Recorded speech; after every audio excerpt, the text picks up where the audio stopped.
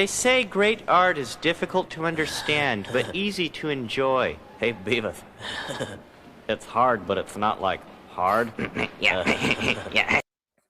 Good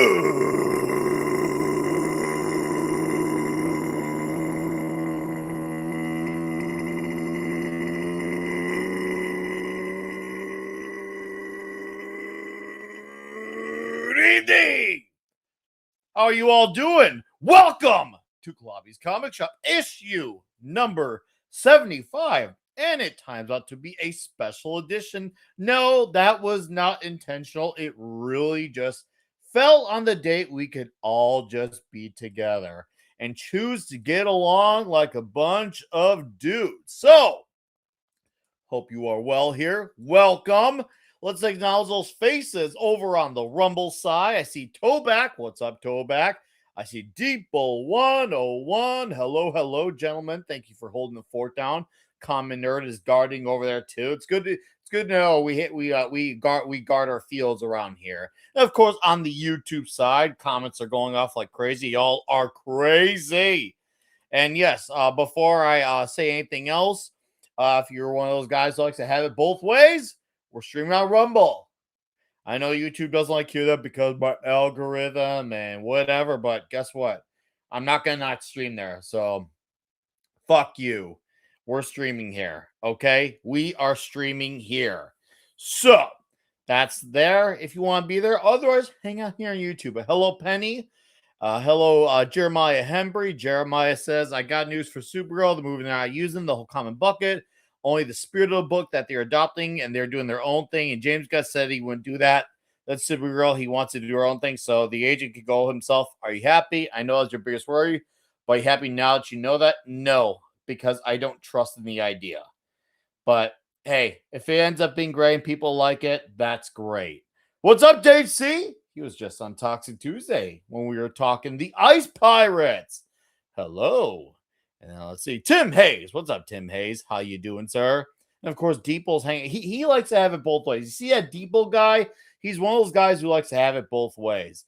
D-Bud Martin. What's up? Vulcan lives. What's up, dude? Nice to see you here. Yes, I am streaming here. That's why I'm here. But okay, we're gonna bring in our usual suspects first, and then we'll bring in our two gentlemen here who we bring on like an annual basis. So we'll start off with the usual suspects, Pablo and the commoner. Pablo, how's it going? Howdy ho! Hey, what's up, brothers? Good to see you, man. Thanks for showing up, even though you didn't have to tonight. The fact that you're here for moral support is very welcomed. No worries, man. I'll be here for a while. I want to hear some of what they have to say. Sure. All I want is to get some digital versions because, well, I want to buy them. You know what?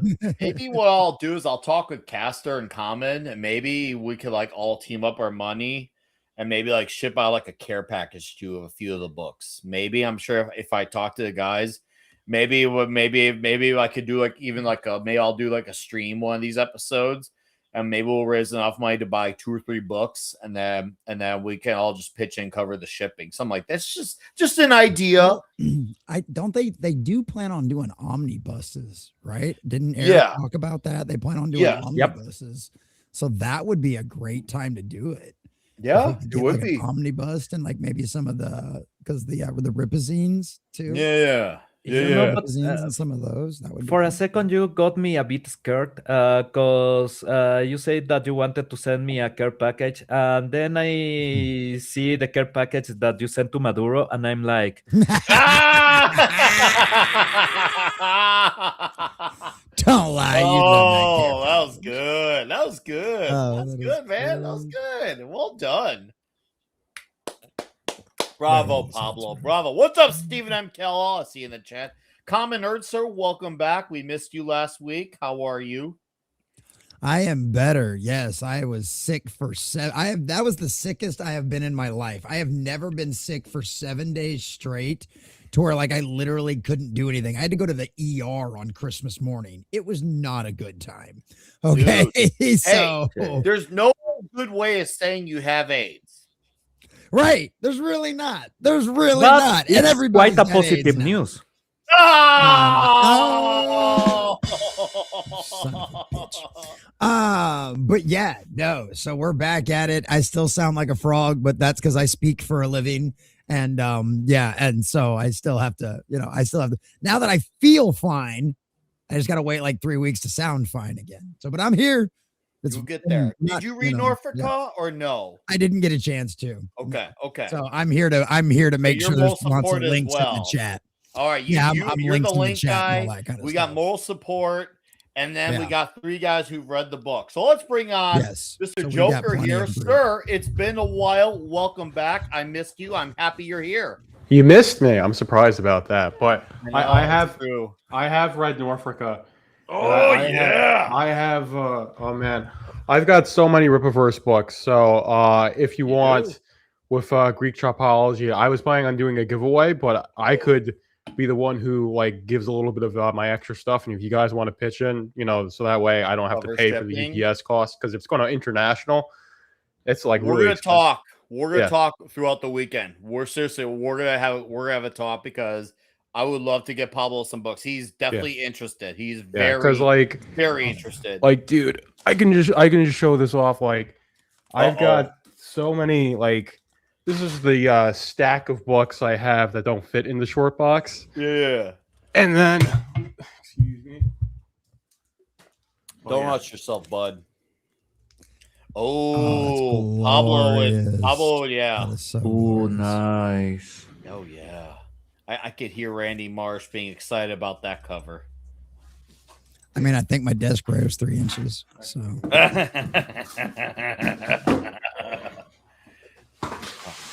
I got 6 kids, man. I didn't even bother looking at all the covers on that one because I was just sad. Yeah,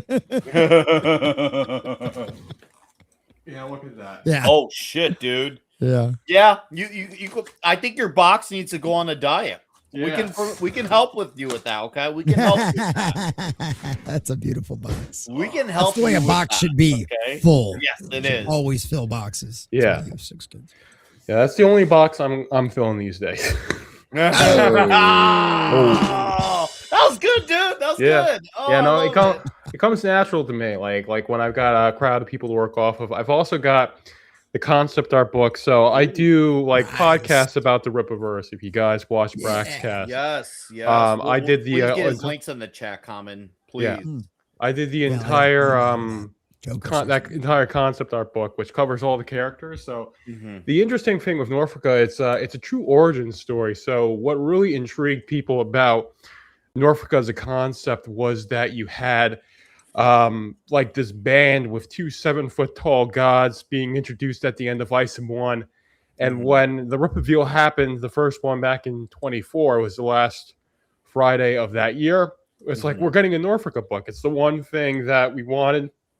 If it wasn't announced then it would have been like Mother Free with the Nintendo Directs, where it's like, when is Norfrica getting a book? But they beat us to the punch. We got there. Before that ever became a meme. And the thing is that instead of like starting more like in media res with the band Norfrica, it's going to like the true origin. It starts with Valadon's story, and this is like a really heavy Norse mythology. And I definitely enjoy it, but like it's too much going on to just be a limited series, in my opinion. We need like a full ongoing series for Norfrica after we get these. I believe it's going to be around 4 issues or so. Well, we'll definitely get into the thick of that. That's great. JT Kirk, sir, welcome back as well. I'm happy you're here too. Yes, it's great to be back. Thanks for having me. I too have my copy of Norfrica. And then you may not be able to see it, but there you go. The other edition Joker. Oh had, yeah. Oh as well yeah. as the hardcover of Saints and Sinners Yeah. back there. Oh yeah. And Well, then we've got a little ISOM #1. Do I see the signed vinyl there? The NCGC. vinyl? The vinyl is in the middle for Norfrica. Yeah. And then you've got a Yaira #1 signed by the Saskas. Oh right? yeah. Yeah. And I don't know if I can get it in the camera. You're telling us you can't get it up on stream? Oh, he did. He got it up. You guys saw it here. He got it up. 60 No pounds. performance issues here. No performance issues with JT Kirk. completely We full. don't have any of small that box, nonsense around here. Short box of yeah. I need to work out more, but it's a heavy one. Tell you that. Giggity.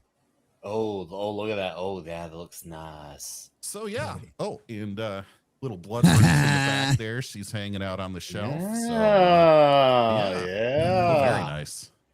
I'm too scared to No. take it out because I also don't have a record player, so it's gonna sit there. But Maybe this is your excuse now. Now you have to have own one soon because there's gonna be an EP, dude. There's gonna be an EP. You gotta do it. You gotta do it. You know, eventually I'll an EP, have like to to put get it something next like to this my where you got buddy. like the record up gatefold. there. All right, I'm gonna embiggen you. Ooh. I'm gonna embiggen do you. it. So Do give it. me a moment so I can embiggen you so that Check can see you bigger.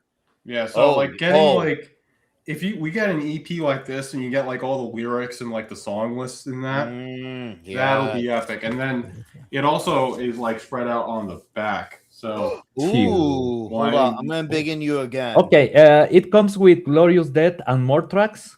no, so Glorious Death This is is the a only single. one. So this is It's a just single. Glorious Death. It's the one single that was released when the book was announced. Yeah, And but there's an EP on the way. yeah, By EP. four- I mean that EP like it has to have because like I love that song. Yeah, I play it on the intro to my live streams, so I've listened to it a bunch. And of course, my favorite thing to mention is at the end of Item 1, they say they're going to find out our lyrics are not just make believe, and now we actually have lyrics from Norfrica. And you think about like what like the angels have fallen, stuff like that. Like it just makes you think about what's going to happen in these later issues of Norfrica because. Like I said, this is it starts off as being a true origin story for Voladon. So it's really just doing a lot of world building. And a lot of it for me is like if you are familiar with Norse mythology, which I imagine a lot of people are who would get into this because it's It's tailor made for them. Yeah, Tailor exactly. made. Exactly. So like you can wrap your head like Heimdall and Jotunheimdall and like basically they got like Asgard, all of that. It's like easy to wrap your head around and it's like starting to make sense. But I just really do like where it's starting. But I'm just excited to see like where it's going because like how like Valadon and Takari meet and then forming Norfrica and then like them going through their formative years. Is that going to happen with them together? There's just so many questions that we have not had answered yet in this first issue. So hopefully we get that second issue soon. Okay, so that sounds like your first thoughts on it. JT, sir, tell us your thoughts on this issue. I'm assuming you read it at least once or twice now. Oh yeah, and I reread it again today just to have it fresh in my mind. Oh, I love it. I agree with what Joker was saying. There's way too much going on here just to be a limited run of 2 or 3 issues in the end. This is one that I had anticipated greatly and really was watching it for maybe a year. I forget how long it was announced, maybe longer than that, but ever since it was announced, I really had a lot of interest in this. And yet, like it was already said, there's a lot of Norse mythology in it, but not so much that you'll be completely lost and confused. There's a lot of great, I guess, labeling of names every time a character's introduced, which is something that the Rippaverse does very well in all the comics. But this way, you're never confused about who is whom on here, and you don't have to know. You don't have to read 10 years of Thor comics to know anything about this, right? In fact, Thor is not even in this issue, so or Odin or any of those, right? It feels like it's their own version of those types of characters. Yes. That's what I was getting the vibe of. Maybe that's what I was interpreting. I don't know what you were getting of it. Maybe it's because I guess you could say moderately versed in Thor, not compared to some of my friends, but I know enough that I can make some basic comparisons. I felt like we were definitely seeing our version of Odin, our version of Frasier, our version of Jotunheim, our version of the Frost Giants. Yes. I felt like we were definitely getting our equivalents to that in this story. And I don't know if it'll even focus. Oh, I'll embiggen you. I love this character here. Oh, she represents a great cross between Norse dress and mystical type fictional storytelling. And I know there's a lot of glare coming back off of this, but Just look at the detail in the background on that star yeah. things like that really did this for me in a way that they didn't have to do that. What is that? Right? They could have gone far more basic. Oh, dude, your pages look great. By I think I think it's pronounced Ingrasia. Angrasia. I don't know the pronunciations yet. I know how it's spelled out. It's like Angrayja. So make of that what you will, chat. But that's Angrasia. No, Ronaldson Free Air kills it on these pages too. Oh, why the fuck are we looking at the art. I mean, I just loved it from the very Joker. first page. The art, there you go. Does it have pronunciations on there, Joker? It doesn't. I believe it'd be Angrea, because like you're thinking like J's are pronounced like Y's in Nordic and like German. Like Jotunheim, probably. Yeah, you might be right on that. That's why it's Jotunheim. That's why it's Jägermeister. No, good. Yeah, point, so I believe it would be Angrea. But I kind of like rolling that a little bit. But yeah, I mean, she's different than like that typical, I believe it's like Heimdall. That character is typically the one who's like the mediator, like the guard of the bridge between realms. And I guard that's Border Patrol. Exactly. It's like the Asgard Border Patrol. She can stop and frisk me any day, right? I was gonna say Bragger is probably like, You can Border Patrol me. Yeah, don't fly to. Don't try and flee through the portal. Exactly. It's not going to work out well for you. Yeah, no, it certainly wouldn't. Because she's like 6'3", so she's like, and of course she's got all these like mystical powers as well. But it's just probably definitely one of the more attractive characters. Definitely going to have to put her on the running for the best Rippaverse waifu, because I was asked that yesterday when I did my stream. It's like, who's the best Rippaverse waifu? And I was like thinking through like, the characters I'm really familiar with, but Angrea is definitely one who ought to be in the running. But a lot of these, like, I don't know, I'm not sure. Like you struggled with it. It sounds like you struggled thinking about it. That's a good problem to have, right? Yeah, no, of course. I mean, you've got like I'd say like Yaira is one of my favorites. I'm just going off of attractiveness. I'm going to go Saoirse. I've got a thing for redheads, so Saoirse definitely is. Our commenter tells us about redheads the way a vegan tells you they're vegan. So I guess you guys will get along. No. I married one. Like my first video to ever do halfway decent was the war on redheads in Hollywood and comics and everything else. So I mean, I will if there's a Reddit, like I'm like super excited for Sadie Sink to be in Spider-Man 5 or 6 or 8 or whatever it is at this point. Just because I'm like, she won't die. She refuses to dye her hair. She's gonna be an actual redhead. She's gonna be Jean Grey. Yay, redhead. I don't even care if the movie's gonna be shit. I'm just like redhead, yay. Yeah, no, I do. Yeah, no, I do appreciate redheads, but like to me, like I said, like I like all types of women. So like blondes, redheads, brunettes, black hair. As long as like you look like you go to the gym occasionally, then I'm going to be into it, because like I'm a guy at the end of the day. Every character in this book has been to the gym at least once in their life. Exactly. Yeah. And Suit of God is saying like I'm going to try and date fictional characters. I'm just old enough to not do that stuff, man. Like I don't need the AI girlfriend. Yeah. So you're just hoping, and Gray, however her name's pronounced, you're just hoping she leaps out of the page. So leaps out of the page. It's like winning. Yeah.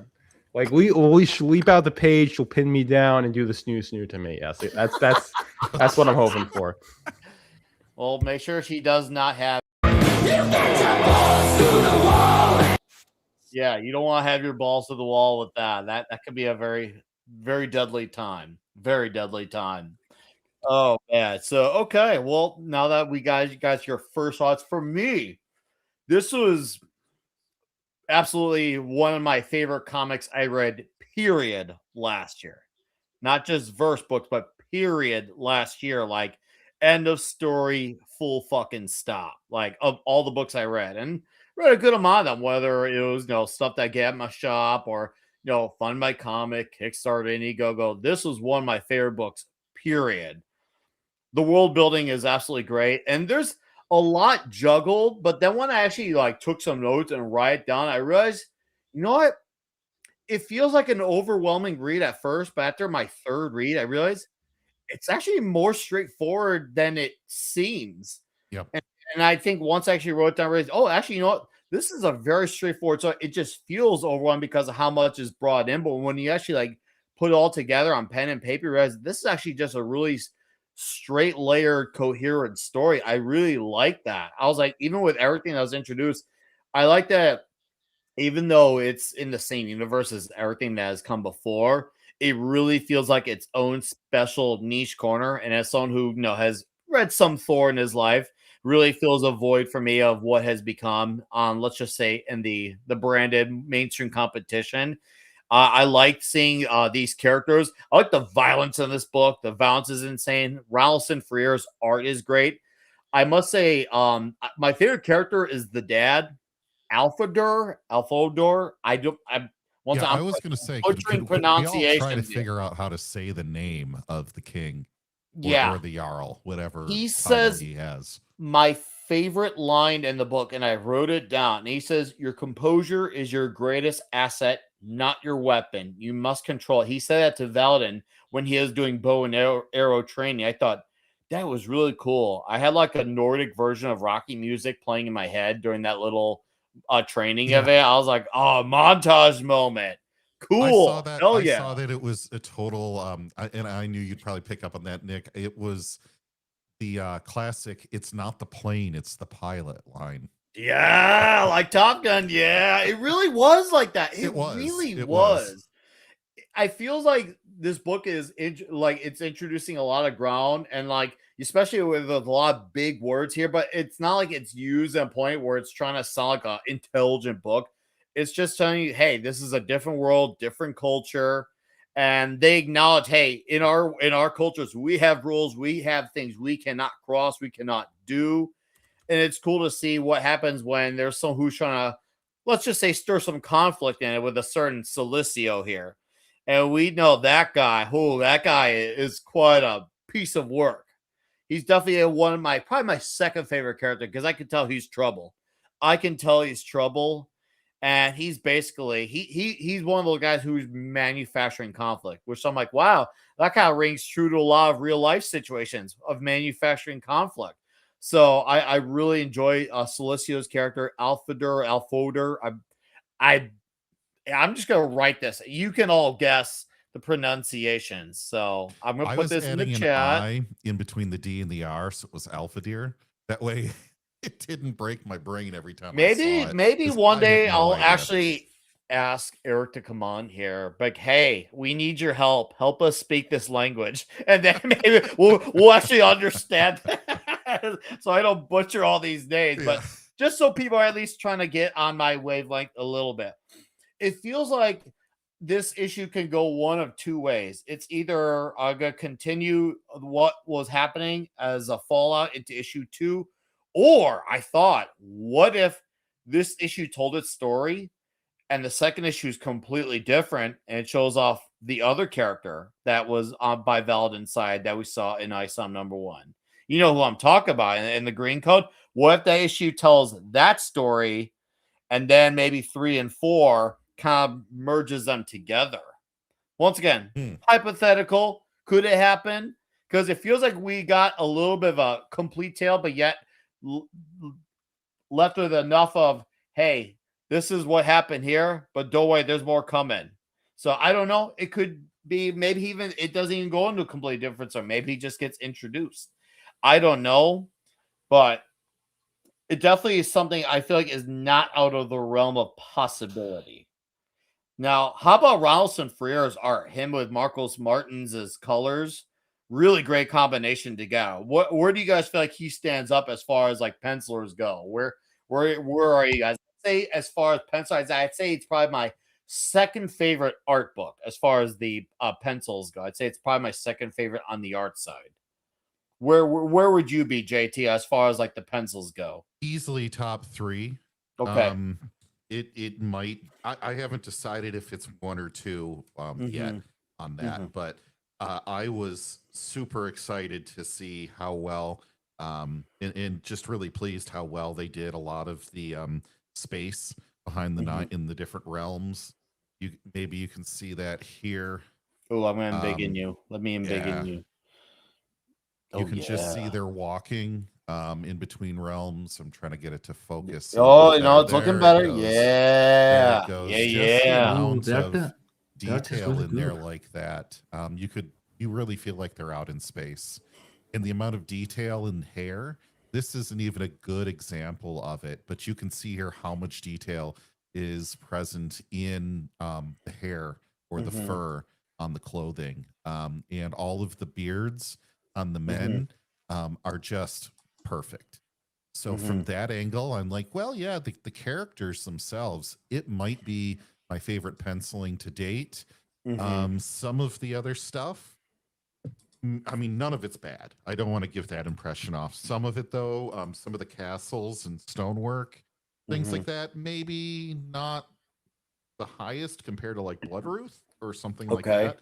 But I never felt once like I didn't know where they were in the story physically. I felt a set in a scene in every single shot we have, which is perfect.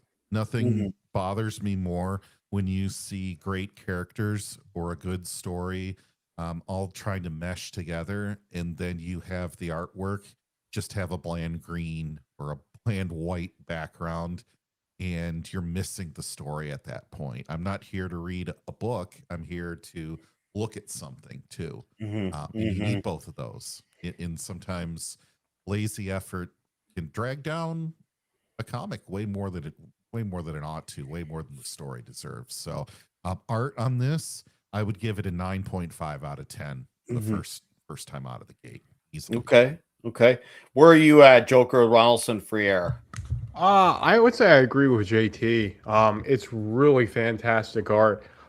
It's got like this good blend between like the real cosmic scenes with like Angrea and traveling between the realms, and then you've got, like you mentioned, like Valadon training with his father, who's like an Odin equivalent because he's called Allfather, which is a title for Odin as well. But it's fantastic art, but especially the coloring from Marcos, because he did the coloring for Zalen. And that was like some of the best color work I've ever seen in my life. And he brings like that level of talent to Norfrica, which really ups the art. So like thinking of it holistically, it's probably some of the best Rippaverse art. I say that like so often. It's like, this is the best art I've seen, but this is like, it stands up with the cream of the crop based on like that color work. Cause like Marcos just has like such a good understanding of what works. He did that like a really good job on Zalen because it's like really bright and just draws you in. He definitely elevates Ronaldson, that's for sure. Yeah, exactly. It feels the same way in this book where you're just flipping through the pages and it's just got such a great like spread of color. Even like you got like scenes like this that are like more I wouldn't say like boring, but they're definitely more grounded. And then you will have the more cosmic scenes. If I can find them. Go ahead, find them. I'll add to your point while you're finding. I like how there's exposition, but it doesn't feel like you're reading like a college essay. It just there's enough, like just enough there, but not where it's like, man, am I gonna get this comic done? It's 56 pages, but if you realize it's actually not that long of a read, unless you take your time, look at the smaller details in the art. It's not that extensive with the exposition. I feel like he took a lot of big concepts and kind of said them to like a normie out loud who almost never read a comic book into understanding it, rather than assuming that you're super seasoned. I think that's definitely to a reader's benefit, especially if you're a new comic reader or if you're not like well versed in Nordic stuff. This is a great way to get into it, and like it'll take you for you to understand all the words, sure. But I feel like you at least have a great idea of what this world is like and what the culture is like. Yeah, no, I agree. And to me, it's more or less like these conflicts are happening. Like you've got Celicio going to like Jotunheimel and like starting this conflict. And it's analogous to like stuff that happens in modern geopolitics. Oh, I know, right? It fits right in that way. Yeah, and then it's also like fun, like in the Rippaverse, like we have the Great War of Separation. And when we were talking about that, it's like, well, this is stuff like you could see like happening like in real life.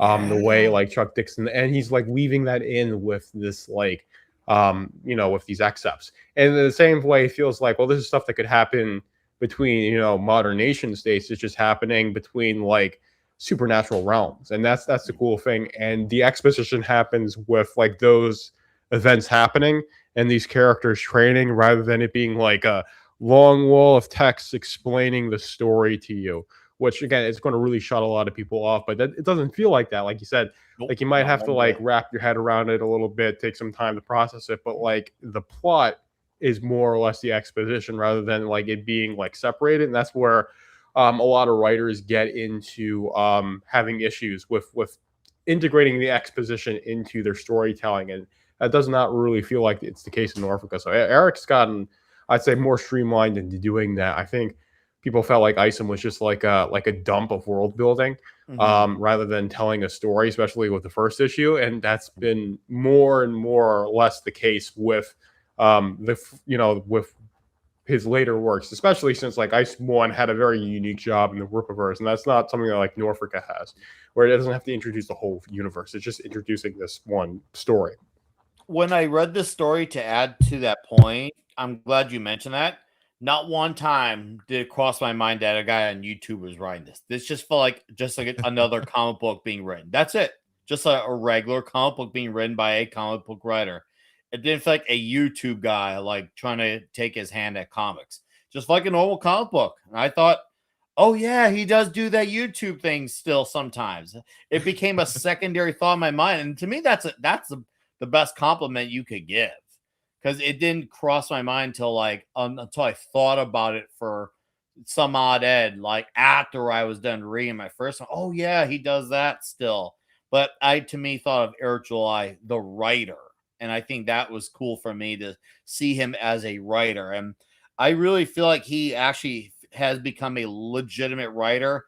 He knows how to balance exposition. He knows how to balance the amount of characters, the amount of intensity. Holy crap, because this book had a lot of grounds to cover, and it covered a lot of bases. It really covered a lot, and it did not feel jumbled. I was like shocked at that. This is a very ambitious story, unlike an Isom or even the little bits we got in Salvage or Sersha.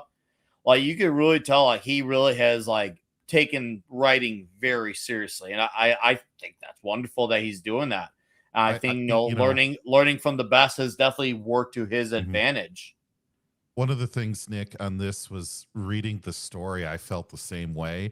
I would rate this story in terms of originality, maybe only like a B in terms of jumping off into something that we've never read before. But what it does perfectly. There are zero mistakes. There's zero mystery boxes, zero loopholes or plot holes in the story whatsoever. So when you talk about execution of this story, you read the comic and you're like, oh, okay. And you read it a second time and you're like, great.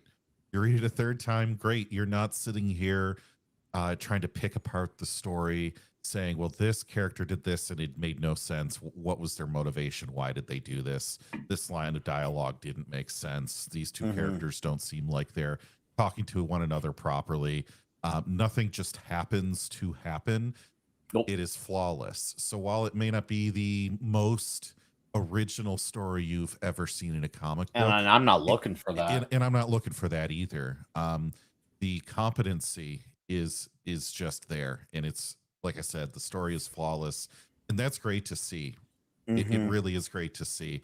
So much with our media and the way that we review things and just look at stuff in pop culture, we almost get addicted to the negative review kind of stuff that you see out there a lot from the bigger folks on YouTube. This is not the case. You will not have that type of stream with this book. Nope, not one bit. So I want to know, what were your guys, and Joker, I'm gonna let you what was your favorite character out of this book? What was the character you're getting the most intrigued by? Because obviously I made mine with Alfredur and Celicio. What were the characters that captured your intrigue the most? If it was one or two. I would say it's Valadon. Just to see like his true origin, because that's what kind of like threw me for a loop in like a good way. It's like, oh, he's a kid, and like, what does that mean like for the rest of his story? And then I'd say like his brothers, like basically his whole family. So like it's really interesting to see like his like family origin. That's the most interesting thing to me. And then like everything else is like told from that perspective, from what I'm getting at. and that's what really interests me. So this isn't like a one standout character. It's more like there's this ensemble cast, right? You know, this is like a weird analogy, but like Friends isn't like a beloved sitcom because like of one of the characters. It's all, you know, 5 or whatever the Friends. I haven't really watched the show, but like it's the ensemble of the Friends, like and the to me, Simpsons. Or yeah, King like of the the Simpsons. Hill. Yes. Yeah. So it's like this whole cast of characters, especially with it being like a strong family. So reading the concept art book, and you can go through me reading the concept art book on my channel. Ergilite explicitly wanted like that strong family unit, like the motherly figure, the fatherly figure, and you know, of course, you've got the brothers in there as well, and you see like JT, they're all like sharing a meal after Valadon's training with his father. Like that dynamic is something that just doesn't really exist in the modern comics because it's become very very homosexual, and you can't be a strong father figure if you're trying to like go for that like homosexual vibe, right? So like to see like that develop in the later issues is what I'm really interested in. And that's what I would say is my perspective. So it's less of like one character that's like, oh, my standout character is like Angrea or Solus or Alfador or Valadon, or his brothers. Their names are kind of escaping me, like Berglamir. Like they're all cool characters, all interesting, but to me, like they all meld together into telling this one really epic story. And that's my takeaway. JT? My favorite character in this was Vitter, who is the eldest brother, the one that has kind of the Arnold Schwarzenegger look in Conan, complete with the fur pants. And then to a lesser extent, Bragger, the younger brother. Whatever his name's pronounced, yeah. Yes. BRA. He gets a raw deal in this book, man. He gets a raw deal. So Vitter is definitely the tragic hero in this story. Not to give too many spoilers away, but you can go in. You're here on the show. You just go all the way in. You know, you're at a place where you can do that freely, JT. Sure. Okay. Cool. So folks, there's a part where Vitter and Brogger go as a pair on a diplomatic mission to Jotunheim, and they are captured, imprisoned, and the only way that they're going to be let back to Asgarth is to be let go from their chains. And so the leader of the Jotunheim realm ends up severing the foot of Vitter through the very foot brutally. Strength, very brutally. This is a 16+ comic for a reason. And so the physical nature of the eldest son to the head of Asgard is now totally ruined because he does not have a foot, and for now anyway. And then Bragger is his less strong, but maybe more intelligent brother, the second oldest of the group, who went with him. And he was so much weaker that the main antagonist in this section of the comic basically snaps him in half like a toothpick. And he's crippled. He has no use of his extremities anymore. And so both of these sons, the two oldest sons of the leader of Asgarth, are returned to him in this disgraceful state. And so there's a lot of tragedy involved in this, in a good family tale. But I think Vitter is going to eventually recover, maybe not to the level that he would like to be. And I think he's going to end up having a hero's end of sacrificing himself for the family at some Hopefully point. he gets a little bit of revenge, because there's this creature for the normies out there. There's this big, brutal looking dude. He kind of looks like Goro from Mortal Kombat, but much bigger than Goro. He makes Goro look like a midget. His name's Ladiro, whatever. Lideiro for you pronunciationists, spellers as well. But yeah, he brutalizes this dude, and man, it's a very, and the fact that they actually show him like breaking the guys into pieces, it was some Ivan Drago shit, man. It was some Ivan Drago shit. I was like, oh man, we're actually gonna do this to these guys. We're gonna actually straight up punish these guys. He made a lesson that, hey, when you come to Jotunheim, like we're gonna make an example. Even though they were trying to make Pete's as Asgards, even though Muspelheim was trying to, well, Silicio was being a distraction, which once again, if you look into it, you know, you could see some real life parallels, but it's not meant to be. It's just because, well, conflict is a thing in the world, and there's always be someone who wants to pull the strings on how shit operates. But these guys came in peace with good intentions, even though they had known that there was a peace treaty that has expired, or travel treaty that had expired. And they thought, okay, well, maybe we could still try to get through them. And you could tell Bergelmir wasn't having it from the beginning. It was clear he had his mind made up. He had it made up. There was no talking to him in any way.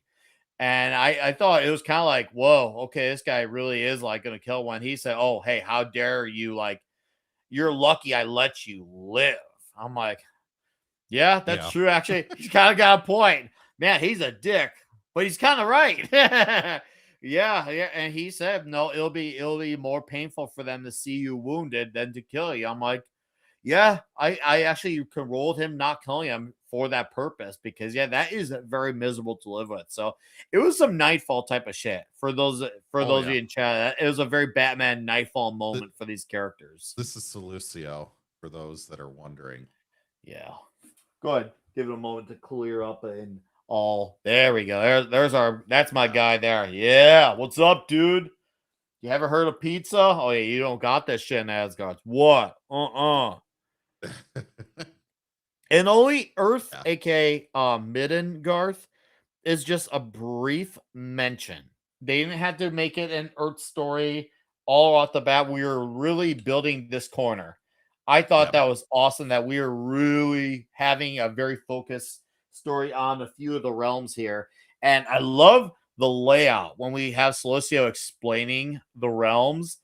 I thought, dude, that is bad ass. And listening that the names and what they're like and getting quick glimpses to them.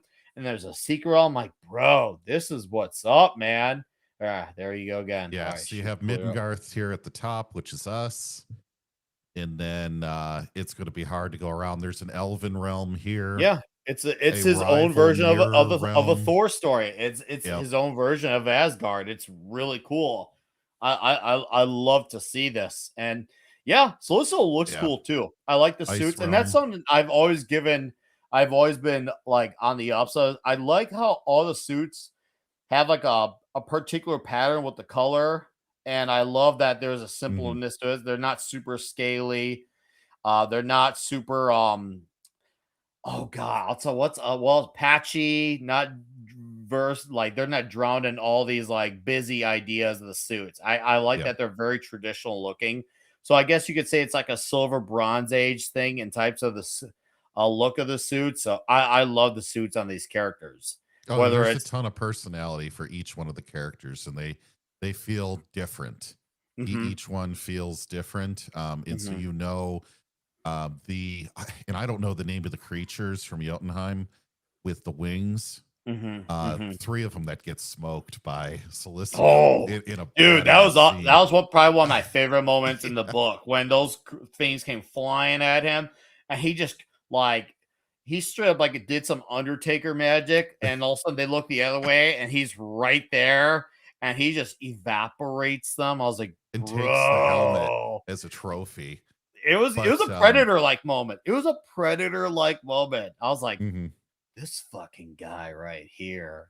This is he feels like one of those villains who could be like, he's obviously gonna be an adversary to Valadon, most likely down the line. But it feels like he could definitely be a wider universe character, judging by not just how powerful he is, but by how manipulative he is as well. I'm like, this guy, I feel like is going to be a character to pay attention to. He felt like Loki to me. I don't know if anyone else got that feeling. I didn't think about that, but I can see why you thought that. Yeah. Yeah. But the other thing that I had on this was, and I'm trying to think of the name of it. That last realm that they had mentioned was like Nyanfindal. It was I'm not even trying to. I've already butchered enough. I've already butchered enough names. Yeah. You can butcher. Yeah. It's your turn to butcher. You and Joker can butcher. So there's another land, another realm that they don't have a gate open to, and it's only Nadalia or rumored. something like that. Oh fuck! I just Nyandala. contradicted myself. Nyandala. So that's like the really is like, it seems like it's going to flow right into Takari's story because. That's why I was saying earlier. Maybe it's gonna be a completely different story. Now you guys see where I was coming from with that. Yeah. I say it might be a completely different story. The second issue. I think that the theory is that like you're going to have something where they branch together. So there'll be like two parallel lines. Something to weave them together. And then they'll be weaved together. I think that's the way to do it. And then once that happens at the end of the second issue, you're going to have like the young Takari and the young Valdon meet each other.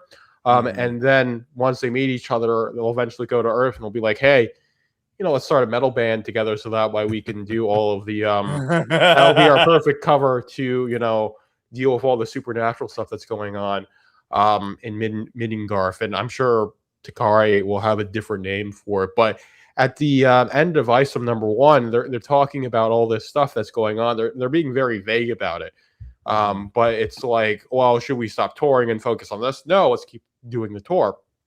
And of course, it's probably the like the Southern Regional tour, right? If you get I didn't get the I think I do have the Norfrica poster, but it's like a tour poster, and it has like Texas, like greater Florida, like as like the country.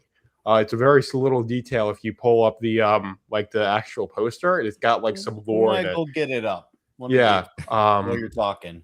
Yeah, so that's like, so it's probably during that tour. It's the only one we know of, but of course it could be another one. But anyways, that's my working theory is that the second issue is going to start with like Takari's story and it's going to weave into Valdon's story, and they'll meet as like basically kids, and then they'll like grow up together. It'll probably be this collaboration to take down Jotunheimel, Solicio. There'll probably be some like, enemy of my enemy is my friend, that type of stuff that'll happen.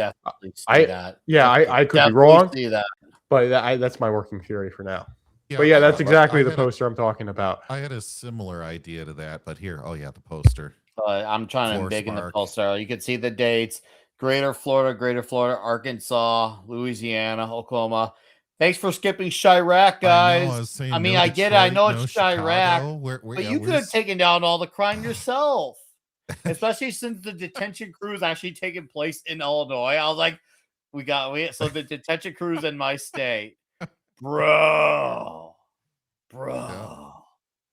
This so now, and this is kind of like a weird, funny, like sense of irony, because Chicago in real life gets spoiled, and will never admit it except me. We get spoiled of all the metal shows, and everyone who lives here will say, no, we don't. I'm like, yeah, you do. You guys take it for granted the minute one thing doesn't come here. And granted, it's fiction, but if it were to be real, I would be fucking furious. I'd be like, oh, bastard. I got to go to Massachusetts or Texas or Florida. I mean, hey, Mississippi. Like, Texas. Come on, bro. I mean, yeah, I get it. I'm going to go to Houston 2 months. I love that we have like 5 shows in Texas. I know. 5 shows in Texas. So, okay. I'm going to go to every one of them, Nick, and I'm going to take selfies. I'm going to rub it in your face. I fucking hate you. You dirty bastard. That's it. I'm getting out of Chirac immediately. That's it. I've had enough of this shit. I'm taking tours, not coming to my city. Stop doing that shit. Now, what do you guys feel like? All right, Joker, what do you think is going to be the formation of the band? Do you think we're going to get in the story, or do you feel like that's going to be like, I don't know, we're just going to get the story of them coming together as a brotherhood? Or do you feel like the band stuff is going to be like not really happening? What do you think is going to be coming of the story? Because this feels like it could go either way. Yeah, I think it's going to go either way. But to me, if I had to say like definitively, it'll probably be something that happens at the very end, and it's going to be more or less them becoming like friends, and then like brothers, and basically like brother from another mother, like that kind of relationship will form first, and then Sure. there'll be some like thing where it's like they both have to be on Earth, Midgard, whatever Takari's going to call it, and then it's like, okay, we need a cover because we can't just be like these 2 7-foot tall. I'm Veladon. Yeah, like I'm Voladon, I'm Dakari, I'm from another realm where we're here to like you know, it'll come off as like what Steve Buscemi, like how do you do, fellow kids, like kind of meme. So they can't do that. So they'll have to have some sort of cover, and then they'll use that cover, you know, which will become, you know, the band Norfrica, and then that's how they'll go around doing stuff. So it'll be more or less just like the start of that happening, where it will end with this formation of the band, with them trying to figure out how to do it. And then it'll be later on where we'll actually get a Norfrica, which is why, you know, I said the right beginning, and JT agrees with me, we need an ongoing series for Norfrica because there's just way too much going on for this to be a limited series. I don't disagree. I will welcome it. I'm not going to expect it, but will I welcome it? You're damn right I will welcome it. I really enjoy this particular corner. I enjoy these characters.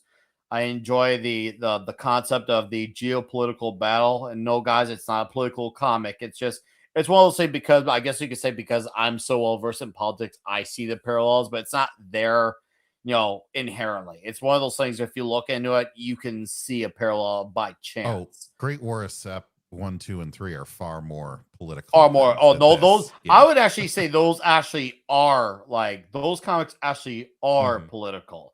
This one, like, it's one of those things where if you look, you might see some, you know, similarities, but because I have that whole, you know, battle of borders and like all this whole arguing about going to my area, no, you stay on my area type of thing, and the responding with violence, that's what I was trying to allude to. But I'm gonna acknowledge Garfield's Bizarre Adventures. What's up, dude? For $5 sorry I'm late, guys. Jay's Pirate stream just ended. Norfrica is awesome. Looking forward to number 2.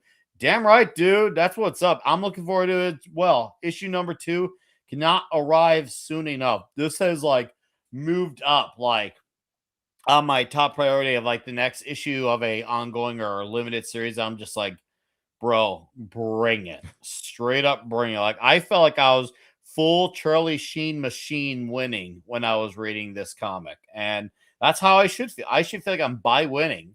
I should feel like I could like jump off a building and live and be 100% fine, free of any scratch. And that's what Norfrica made me feel like.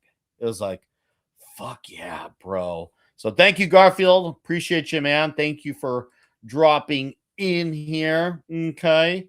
Trying to think here what else I want. One of my theories here, Nick, was pretty close to Joker's.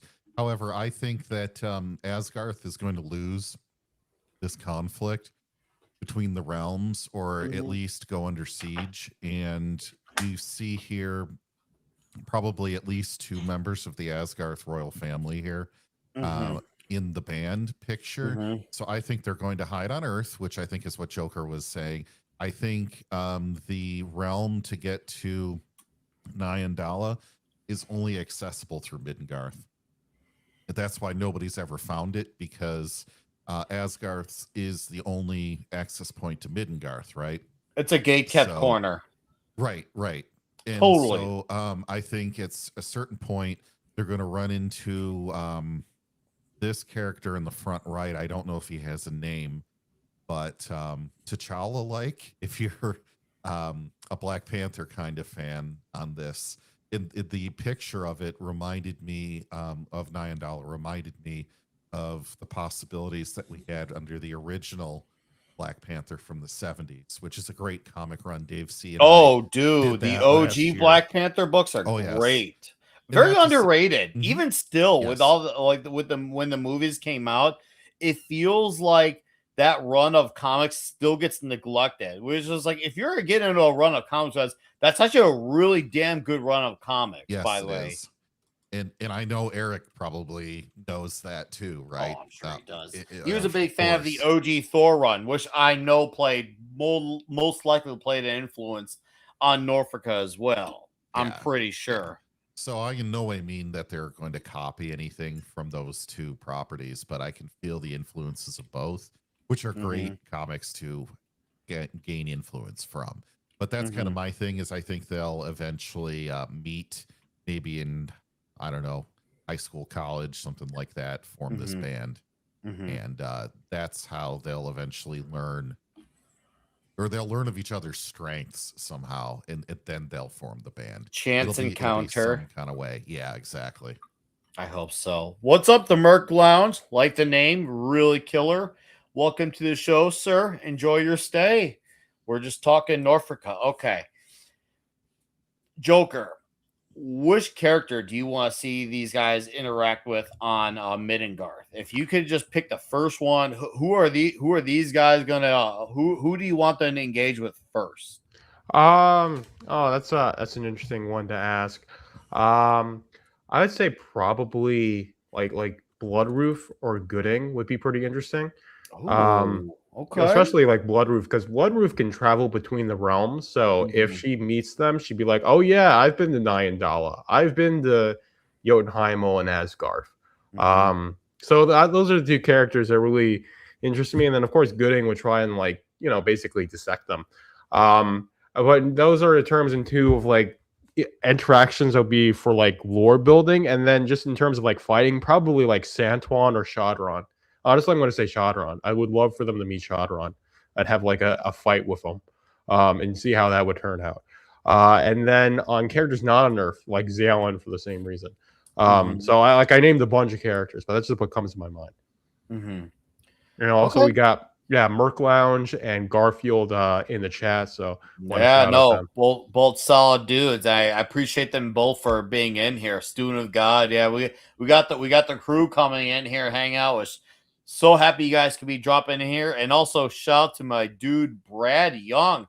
Brad, what's up, man? And he gives a direct donation. With a direct donation, Brad gets special clippage. Okay. Brad here, he says he's a direct donation type of guy. Really enjoys Brad. He keeps doing this every show, and he doesn't have to, but I will always welcome. I saw you strip down for that hot tub. His dick's not small. You have the biggest dick I've ever seen on a man. Thanks. Brad Young for $5, direct donation style, says, could you mute someone for a minute and not tell them till people start laughing, please? Am I missing something here? Could you mute someone for a minute and not tell them till people start laughing? All right, what am I missing here, Brad? Yeah, I think he's asking. I think I was gonna say he's clearly trying to tell a joke, and I'm too retarded to comprehend it. It's true. I'm sorry, Brad. Hey, at least I admit when I'm retarded, which is a lot. Like a lot, like 70-80%, and then 30% coherent thinking. It's flying over my head, so I will welcome that 5, sir. Thank you, but please, I actually really don't understand it. I really don't understand it. Yeah, your buddy had it. Okay, who had it? Who got it? Common, Joker. Who got it? JT, Pablo. I think I got it. He was asking for a practical joke. He'd like you to mute one of us and not tell us, and then we can all have a good chuckle. Oh, man! Mr. Funny Guy. Brad, I don't think you realize the precedent you are setting here. Actually, yeah, you do. You're the one who said the direct donation. You realize the precedent you are setting. You gave me some idea of inspiration, but now if I'm going to do it, I got to time it out so it's not obvious when I do it. But I'm going to remember it. I owe you at least to do this once, Brad. I got you, bro. Give me some time. I got you. All right. Anyways, JT, sir, who do you want Norfrica to engage with? I think who I want and who will be two different answers. Then, hey, if you want to have answer them both if you'd like. He will interface with Yaira first, because I think it's inevitable based on what we already know about Yaira and her background that they're going to bump into one another, let's say, especially because Yaira's not one to hide herself, and she also I think came from one of these realms too. I think that interaction is going to happen. Who I would like her to interact with the most? I think Zalen's a close number 2, but I would also say Bloodruth. I think there's a lot of interesting story behind Bloodruth, and I just would like it to go that direction. Either that or one of the random Saints and Sinners characters. It's totally wild. A totally wild. No, that would be cool. No, that's not so out there, dude. I disagree. I actually think that's in the realm of possibility. I'm going to tell you, I have a realm of disagreements. I think that's absolutely possible. Sure. I think it would be hilarious if they had a concert and the Saints and Sinners characters, at least one of them was in the audience in the front row, and they didn't tell you, and you would only know if you read Saints and Sinners that like they had like a backstage pass that like the Critical Drinker or Az's character was just hanging out there having a good time. That'd be the kind of I guess Easter egg I wouldn't mind. That's funny you mentioned Easter eggs like that, because I don't know if you caught it, but on the wrestling story in Saints and Sinners, there was a quick Rippa cameo outside the wrestling ring. Really? Let me go dig for my book. You and Joker hold this fort down. I'm gonna go get my Saints and Sinners book. I'm gonna prove it to you guys. All Bet. right. So Joker, what do you think Nyandala is going to be like? It's probably going to be like Wakanda. You think so? I would think so. It probably won't be as like high tech, so it might be a bit more like Pandora from Avatar. I mean, I don't know.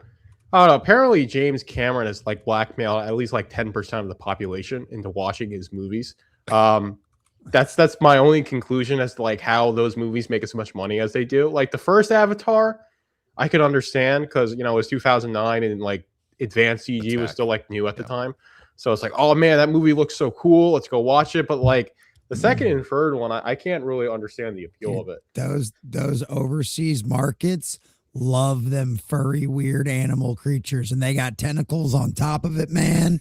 They got everything them weirdo degenerates overseas like, man. That's why it doesn't do very well and doesn't do very well domestically. It always crushes it overseas, man. Yeah, that makes sense. Commons right. Yeah.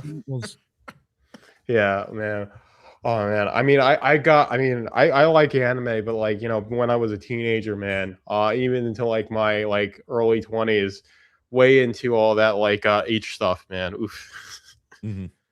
So not weird, man. Yeah, all that weird stuff, man. I think Nyandala is going to be fairly peaceful and not have much in the way of defense because no one has visited them. So why would they need that?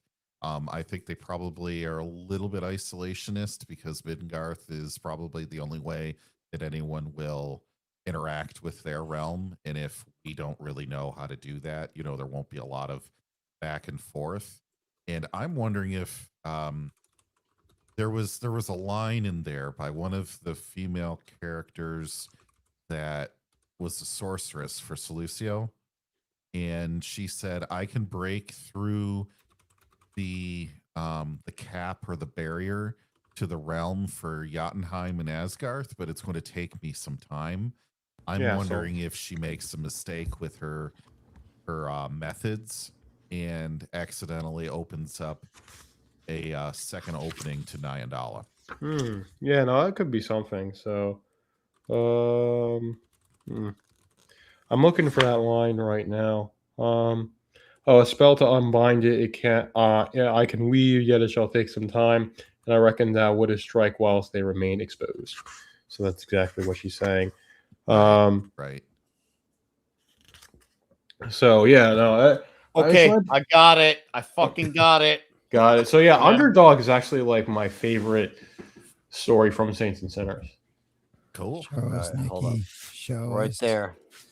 All right. Pause for a second and don't move. Enhance. All right. Move your finger down a little bit. That's him. All right. See the guy shining the gray There shirt he is in the back. It's Eric. Oh, it is. That's him. Oh, shit. Yep, that's him. That is good. That is, yep. Oh, you can In tell by case the you all didn't beard, notice in man. the chat. Yeah, the beard, the hat. Yeah. So I'm That is glad good. you mentioned the whole. I'd like to see like unnamed appearances We got one Yes. right there. Now I'm hoping for like a Critical Drinker or an Az or a Razor Fist. It'd be cool to see like YouTubers just in under, because like Gary Nerdrotic, he's in the Boys comic. I think it's issue 22. I have that issue, and he's a mechanic, which is funny because he actually was a real life mechanic.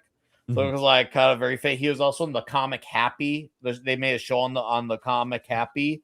He was in that comic as well. Both are drawn by Derek Robertson, who I know Gary used to be friends with. But yeah, it was a thing. But yeah, Eric's in that part. So in case you all didn't notice, now you notice. Now you notice. I remembered looking at that and thinking something looks a little familiar here. And okay, so you did catch it a little bit. You did. My brain was trying to tell me something, and I don't know. I'm probably like you, Nick. I just have a little bit retarded too, right? Yeah. See, of all the things I caught, for how retarded I am, I caught something. It was like I actually did something with my life. So I was like, okay, well, at least I got something right. I don't get a lot right, but this is the one time in my life like I amounted to something other than eating pizza. So that was cool for me to catch that moment. Nice. But for me, who I'd like, Bone God for me. That's who I'd like. I would love for that thing. And I'm glad Garfield, was it Garfield who mentioned it? Yes. Yeah, Garfield mentioned Tech because that's exactly where I was at. Bone God. Especially with the way that story ends, I would be all in on that. And welcome, Snaggle Fricklepuss. That is an outstanding name. Cheers, beers, sir. I would like that. Now, realistically, it's probably gonna be Yaira or Bloodroof, which obviously work. And I'm not gonna knock on that because I think it's cool. But man, dream in Nick's Dreamland, La La Land, like where there's like a giant like pizza. I would be eating a giant slice of like super glutinous cheesy pizza, and then seeing the Bone God. That would be how I would have it my way. Unlike Burger King, that's my way. So, You still have Burger King near you? they downsized. They shut down a few locations, and there's ones that they kept. Like a lot of the ones that they closed out here were the ones that they added more.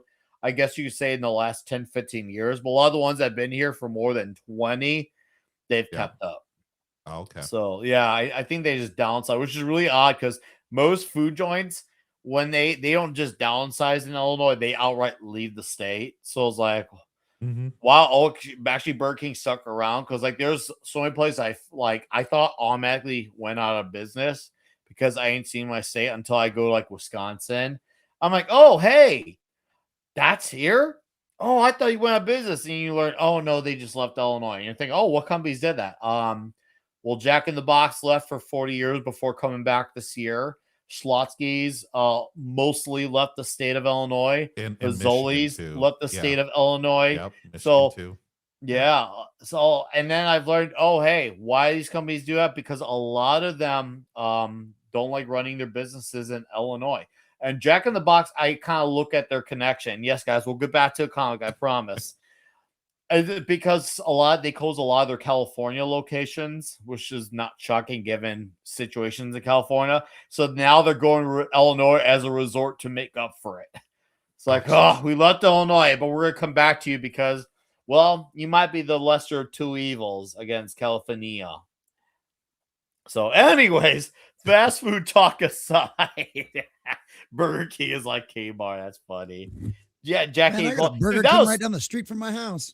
This was 30 years ago. I don't care anymore. I guess what? If it had it now, my body is saying, everybody's fuck you, had it at least once. If you're big enough and have lasted long enough, you've had a food issue. Oh, yeah. I had food poisoning from a Wendy's, but what happened at that Wendy's doesn't magically translate to every other Wendy's on the planet. It's just, the one sucks. I worked at when I was 16 had a mouse fall from the ceiling and land on a customer.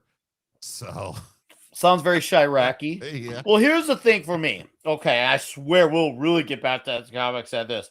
But in Chirac, the more Chiraqy the place is, the better. Which is my way of saying the less OSHA ever goes there is better. I actually think the restaurant that probably has gum on their table will most likely have better food than the place that looks overly super duper sanitized. Oh, 100%. I fucking said it and meant it. So in case someone's like, "Ooh, that's gross. That's gross, Nick." Fucking said it and meant it, bro. I said it and meant it. It's true. He's absolutely right. The barbecue restaurants like Kansas City. Okay, right? I'm a Kansas City boy. Barbecue. Yeah. That's our thing, right? Yeah. The best barbecue. I mean, don't get me wrong, Gates is fabulous. But the best barbecue you will ever find in Kansas City is a hole in the wall little place out there, and you don't ask about what the sticky stuff is on the floor. Hopefully it's barbecue sauce, but you don't ask. Yeah, dude. I remember the most dangerous neighborhoods in Chicago had the best hot dogs. And, they always, and I come to my conspiracy is because even a gangster still has to eat. If the gangster can't eat, they don't like cooking, so they need someone else to do the cooking for them. So it's like if you don't want to cook, you're always gonna get off scot-free because gangsters, that's like the one thing you're gonna agree on. It don't matter if you're a rival with the Latin King. They're going to all agree on one thing. We all got to fucking eat. Okay. Anyways, back to comics now because this really went on a tangent about food and gangs and none of that made any sense. Or maybe it did. Maybe it did. The food in Norfrica around that table looked damn good, by the way. Oh, dude, I thought about what that food was real. So I'm not going to. We both thought about that. I looked up like, man, I wish you were real. I want to live at that table and just steal food from Alfeder because Alfeder is probably gonna actually eat like a king, and if I'm gonna steal from someone's plate, it's gonna be Alfeder's plate. It's gonna be Alfeder's plate. I gotta do it, guys. I gotta steal from his plate. Just don't tell him; he won't notice. Okay.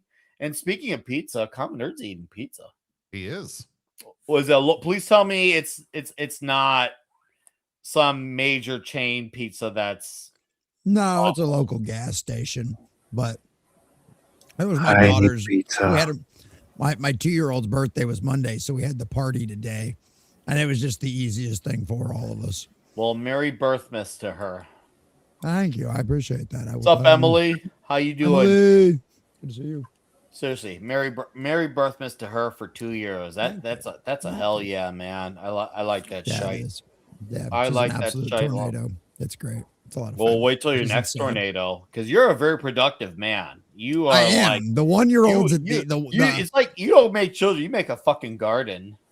Yeah, I mean, somebody's got to help with the population crisis in the West. I don't know what the hell the rest of y'all are doing with their lives, but I'm trying to fix the problem. Yeah, good for you. Okay, so I'm doing my duty. Now. One note at a time. Now I've got pizza on the brain, Nick, and that's just not fair. It's okay. I'm not going to apologize. I'm not going to apologize. This 90-minute YouTube video a couple weeks ago about I think it was 50 frozen pizzas rated. Mm-hmm. Oh my gosh, there is some horrible slop. There's a lot of terrible frozen pizza. Trust me, there's a lot of them. If you ever get frozen Buddies pizza, it's Detroit style. That's probably the best frozen. Have you had Motor City? No. Motor City's a Detroit-based frozen pizza as well. Sure. Motor City's excellent. I'll have to send you a picture. Okay. Oh, well, yeah. It's good. Trust me. So Norfrica, the EP. Yes. I am hoping for 4 to 5 songs. I like the duo of Mr. Rippa and Mr. Dan Vask. Do you think it's gonna be all banging songs, or do you think they're gonna throw a power ballad in there, or do you think it's gonna be a top to bottom straight ripper of ass kickery times 1,000? Where are we at, Joker? What do you expect out of the Norfrica EP? Because I don't know when it's realistically going to come out. I think who knows, so I'm not going to even entertain it unless you want to. Go ahead, but what do you expect out of the EP as far as like a sonic sound goes? I think it's going to be more that like stuff like Glorious Death, where it's going to be like hard rock, not like new metal or anything like that. Well, straight up ass kicking. Yeah, that's what I think. Honestly, that's what it really needs to be. It needs to be like stuff that goes like really hard. Basically, like the first like hard rock stuff that reminds you of like you know, the rock from like the 80s. I mean, that's personally what I want, because like Yeah. I love like I love Queen. I love you know, my mom likes Bon Jovi, but you know, stuff like that, like in that vein. Like I love Pink Floyd. So like 70s, 80s rock is like that's where I feel like very much at home. And I'm not like a metal guy. And I also like music from the 60s. So I like, you know, Mamas and the Papas, the Beatles, stuff like that. So like I've never been like much of a metal guy, so I just want like some like real like hard rock, maybe like a power ballad or something like that. You see, you think they might throw one in there? You think they will? Yeah, I mean they might, but to me, this is like personally what I would want Norfrica Gloria stuff to be like less metal and more hard rock. Because that's what like honestly, it's what Gloria's Death, like the single, comes off to me as. It's not like a real like metal song. It feels more like it's just a really like hard rock song that just like goes like that. So instead of like being like full on like metal, like screaming, like new metal stuff, something that has a bit more of a wide appeal than like that niche. I know Eric wants and Garfield says the Beatles are overrated. I mean, I can kind of understand that, but I personally really like the Beatles. And I'm always going to. But to me, I would rather like it be more like 80s rock rather than like modern day metal, but that's a personal preference. So I have no idea what they got cooking. Have you heard older metal like Accept? I know. I mean, I'm familiar with Iron Man. I'm not like the biggest Iron Maiden, you mean, or Iron Man, the Black Sabbath song? The Black Sabbath song. That's one thing. I love that song. I'm gonna send you an Accept album to listen to. Do you like AC/DC? Yeah, I've listened to some AC/DC and I do like them. So okay, imagine AC/DC except they're German and not Australian. Trust me, you'll swear it was AC/DC, but it's no. That's Accept. What about the AC/DC song "The Führer"? Because Accept, that's kind of German, isn't it? AC/DC are Australia, but Accept is Germany. Yeah, I will send you some Accept. I think I gotta send you some, because to me, when I hear it, I hear more of the original heavy metal, the original early wave of heavy metal, when it was a lot more sing-songy. Like, so Black Sabbath was more like something that kind of went from OG metal to like the doom sound. But then you have bands like Iron Maiden, Judas Priest, Accept, Saxon, Manowar, Warlock, a lot of those stuff. A lot of those bands who actually had a lot of songs that talked about going into battle, stuff like that. Man. And it's all singing. And I feel like Dan Vast definitely picks up from that, whereas obviously Eric July picks from the more metalcore side of things. Metalcore side, probably like the OG metalcore. And what I mean by OG metalcore, probably more like the Killswitch Engage type of bands. That's why I always feel like he had a more of like a first wave metalcore sound. I always thought of like a Live or Just Breathing era Killswitch Engage when I heard of Eric's vocals. That's always kind of what I got, as a Jesse Leach, Howard Jones type of thing. I'll have to send you some Accept. I think you would dig on Accept. I think you really would. But I'm hoping for, I think realistically, I think it'll be 4 to 5 songs. They'll probably be anywhere between 3 to 5 minutes each. I think it'll be 4 bangers with like a power ballad. I think there'll be, and when I talk about power ballad, chat, I'll give you a reference to the song. Look up the Iron Maiden song, "Hallowed Be Thy Name." That song has it's a more epic in scale. It has a build. It starts off quiet. It gets into some quieter parts, some bigger, grandiose type of parts, but it closes out the album that it's on. I feel like it's going to be their "Hallowed Be Thy Name." I want that builder, more ballady song, but still has its hard parts in there.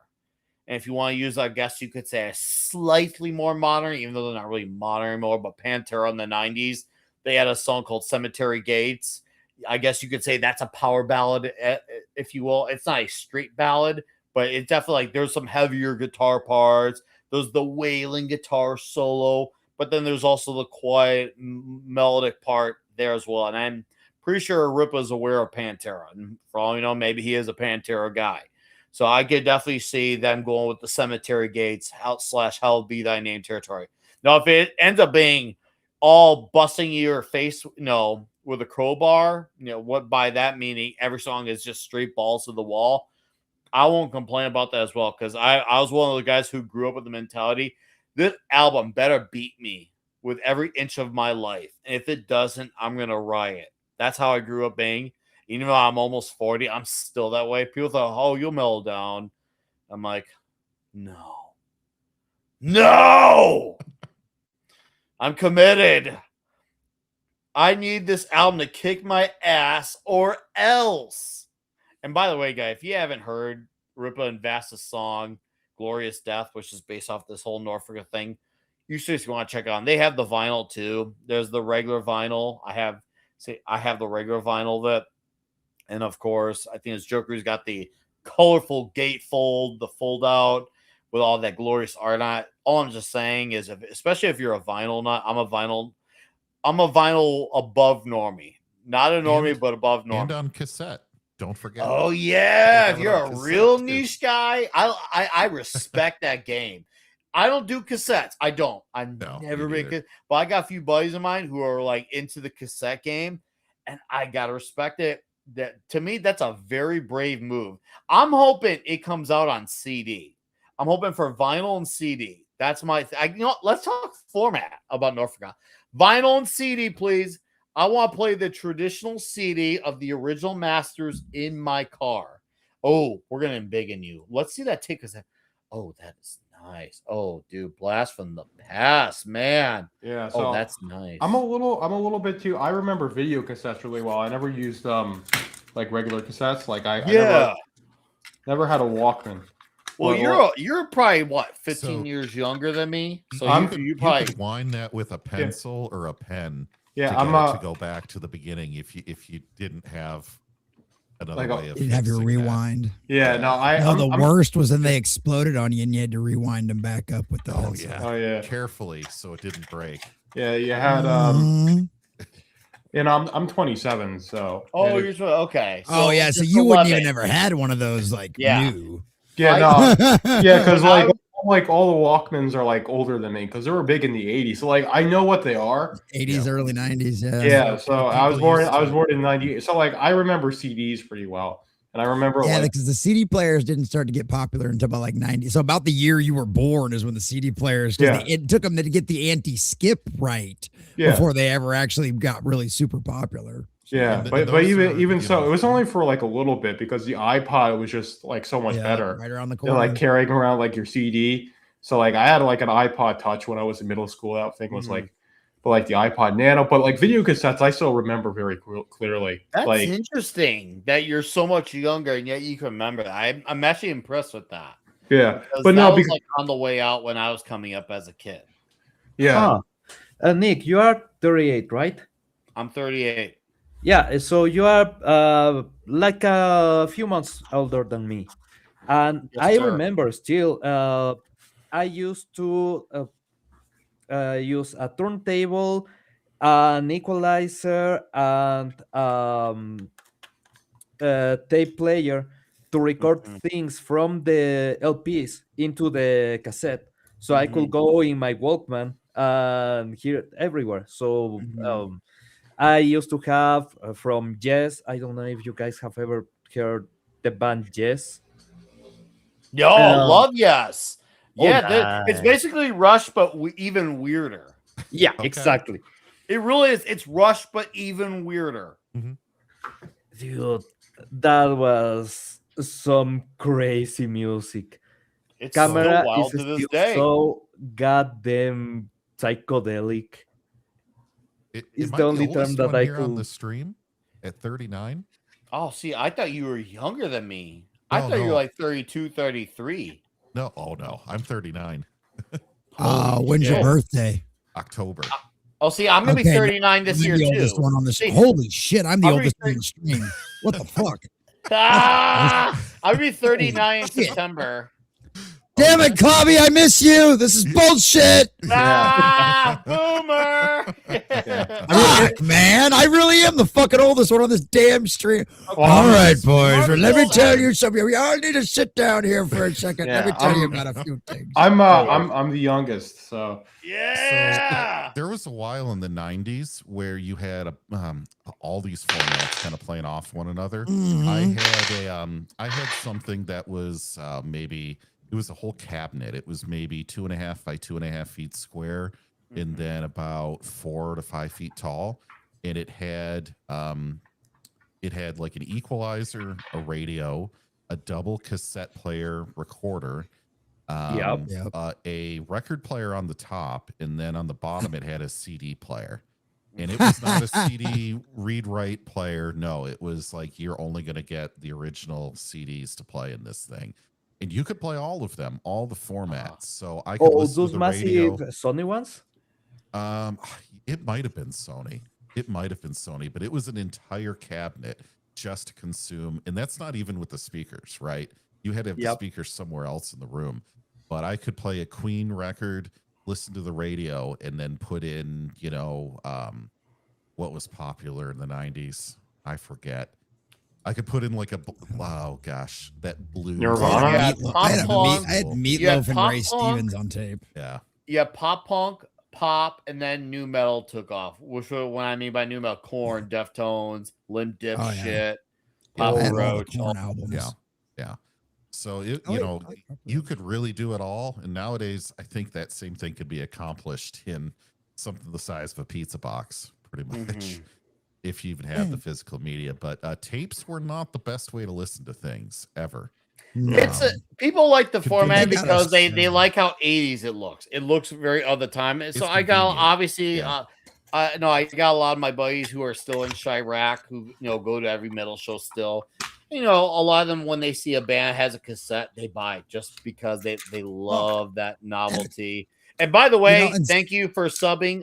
Snaggle frickin' says sub. This is a fun channel. We do a show Saturday nights, comic show. So please enjoy the ride, man. We're having a fun time here. But right now, this kind of went on a detour, but it's still kind of related.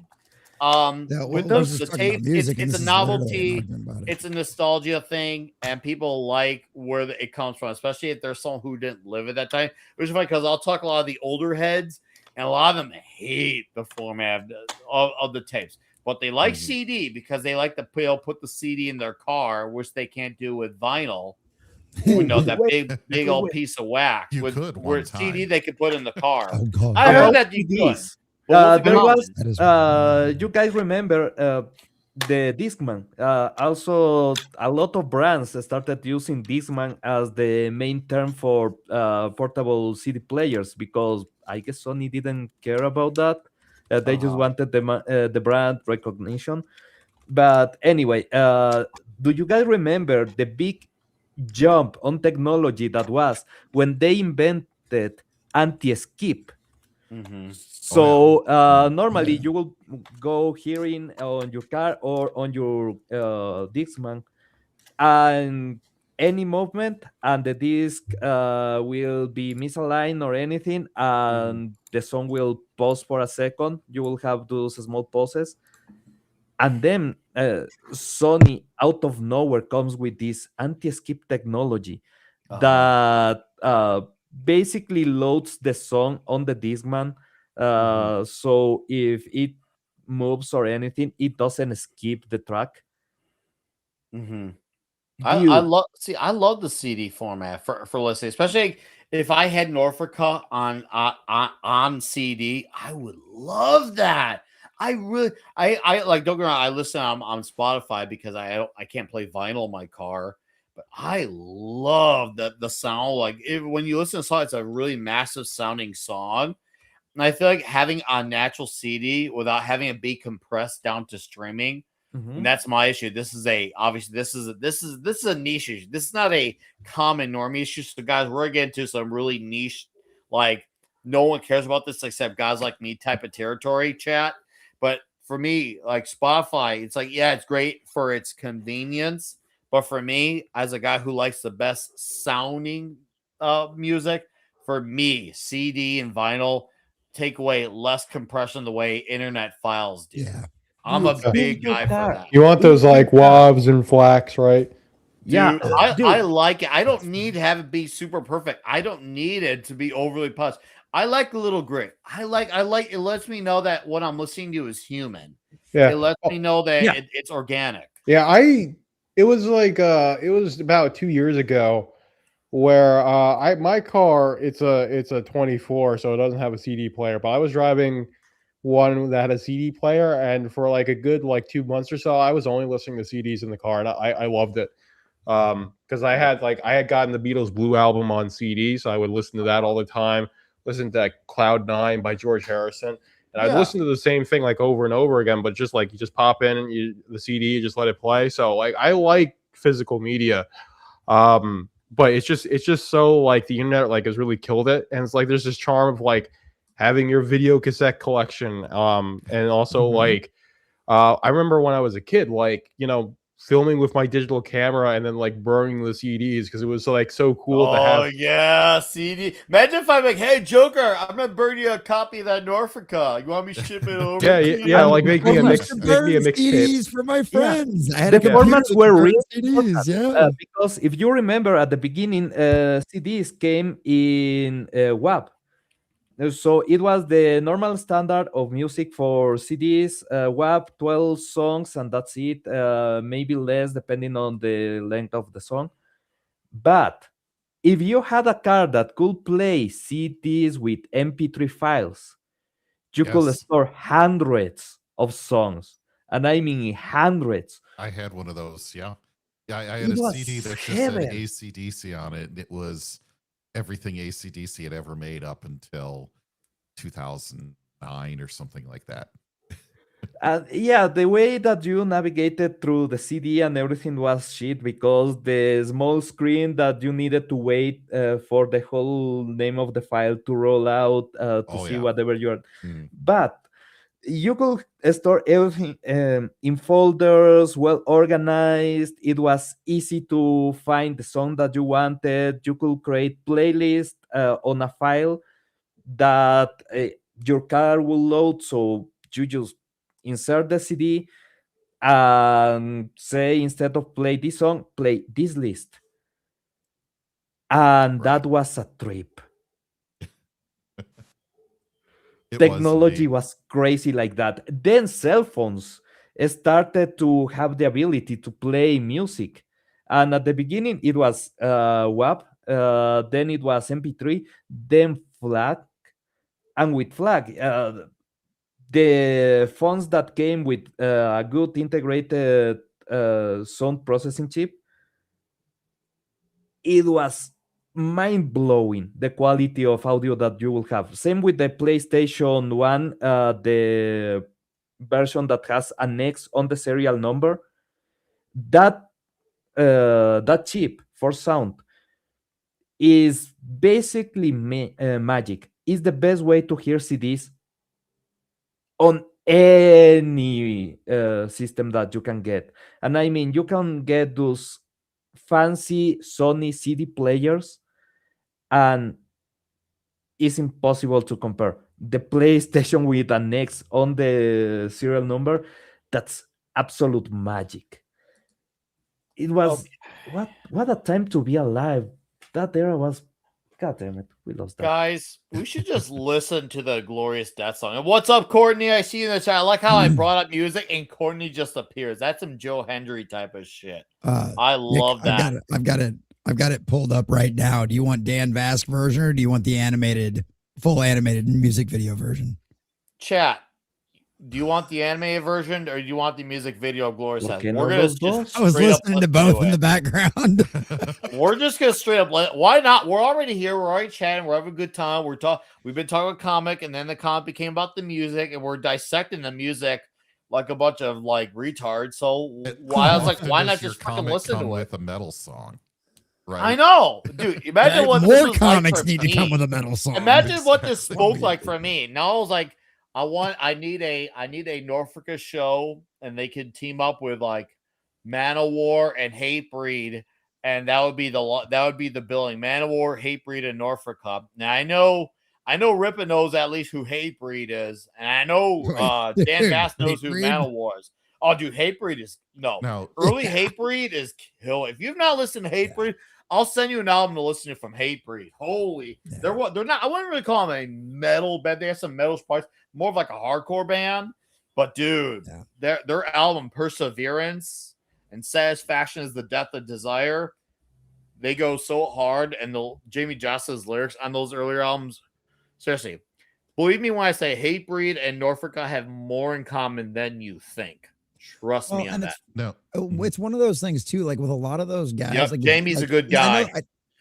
I know the music wasn't always everybody's taste, but like if you could listen to some of those lyrics, those guys put work into that stuff. Oh yeah, like they meant something back then, and that's one of the things I love about a lot of that older rock of whatever kind of variety. Those lyrics meant something to those boys. There's so much bubblegum bullshit nowadays, but back then that shit meant something to them boys. Well, that's the thing. And Hatebreed have been going since 95, 94. And their singer he runs a fest. Hey, Jamie from Hatebreed. Talk to Eric July and put Norfrica on Milwaukee Metal Fest. Dude, yeah. Put Norfrica on Milwaukee Metal Fest. Make it happen for the 2027 edition. It sadly probably won't happen this year. The only problem with that is what? We got to figure out how to get Dan Bass to the States. He's got it. It can be done. We got to con him into it. It can be done. It can be done. Okay. They want the animated comic book version. So all right, I got Cowabunga it is. Chat, before you get the clip ready, I'm going to ask you, all 15 of you, chat,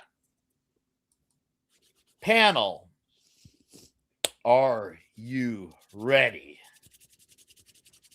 Are you ready? No, shut down! I said, are you ready?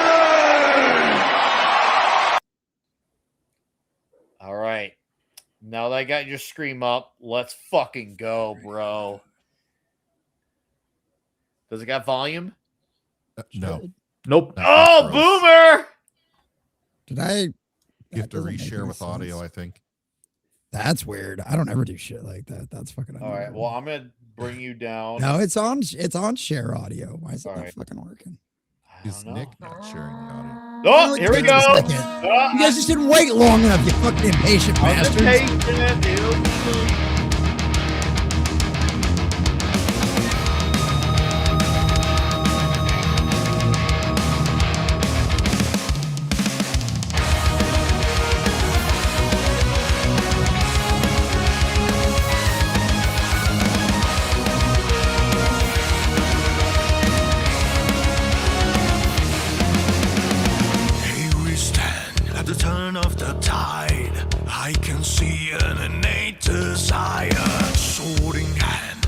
Side by side, I can feel it. It burns like fire.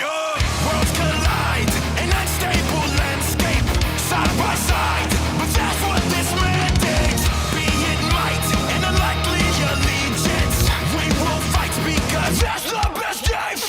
No turning back, for such is our path.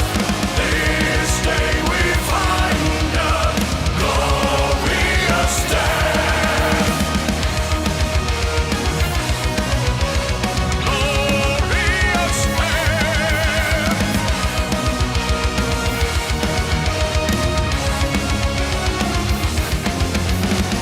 Our goal, our mission is clear as we ride against the dark empire. By my soul, may the last thing they hear be the roar of this raging fire. Disobey the savagery mindset. Not today, we'll let loose and find it. Brutal will define our reaction. Rip out the throat of each one in their fashion. No turning back, for such is our path.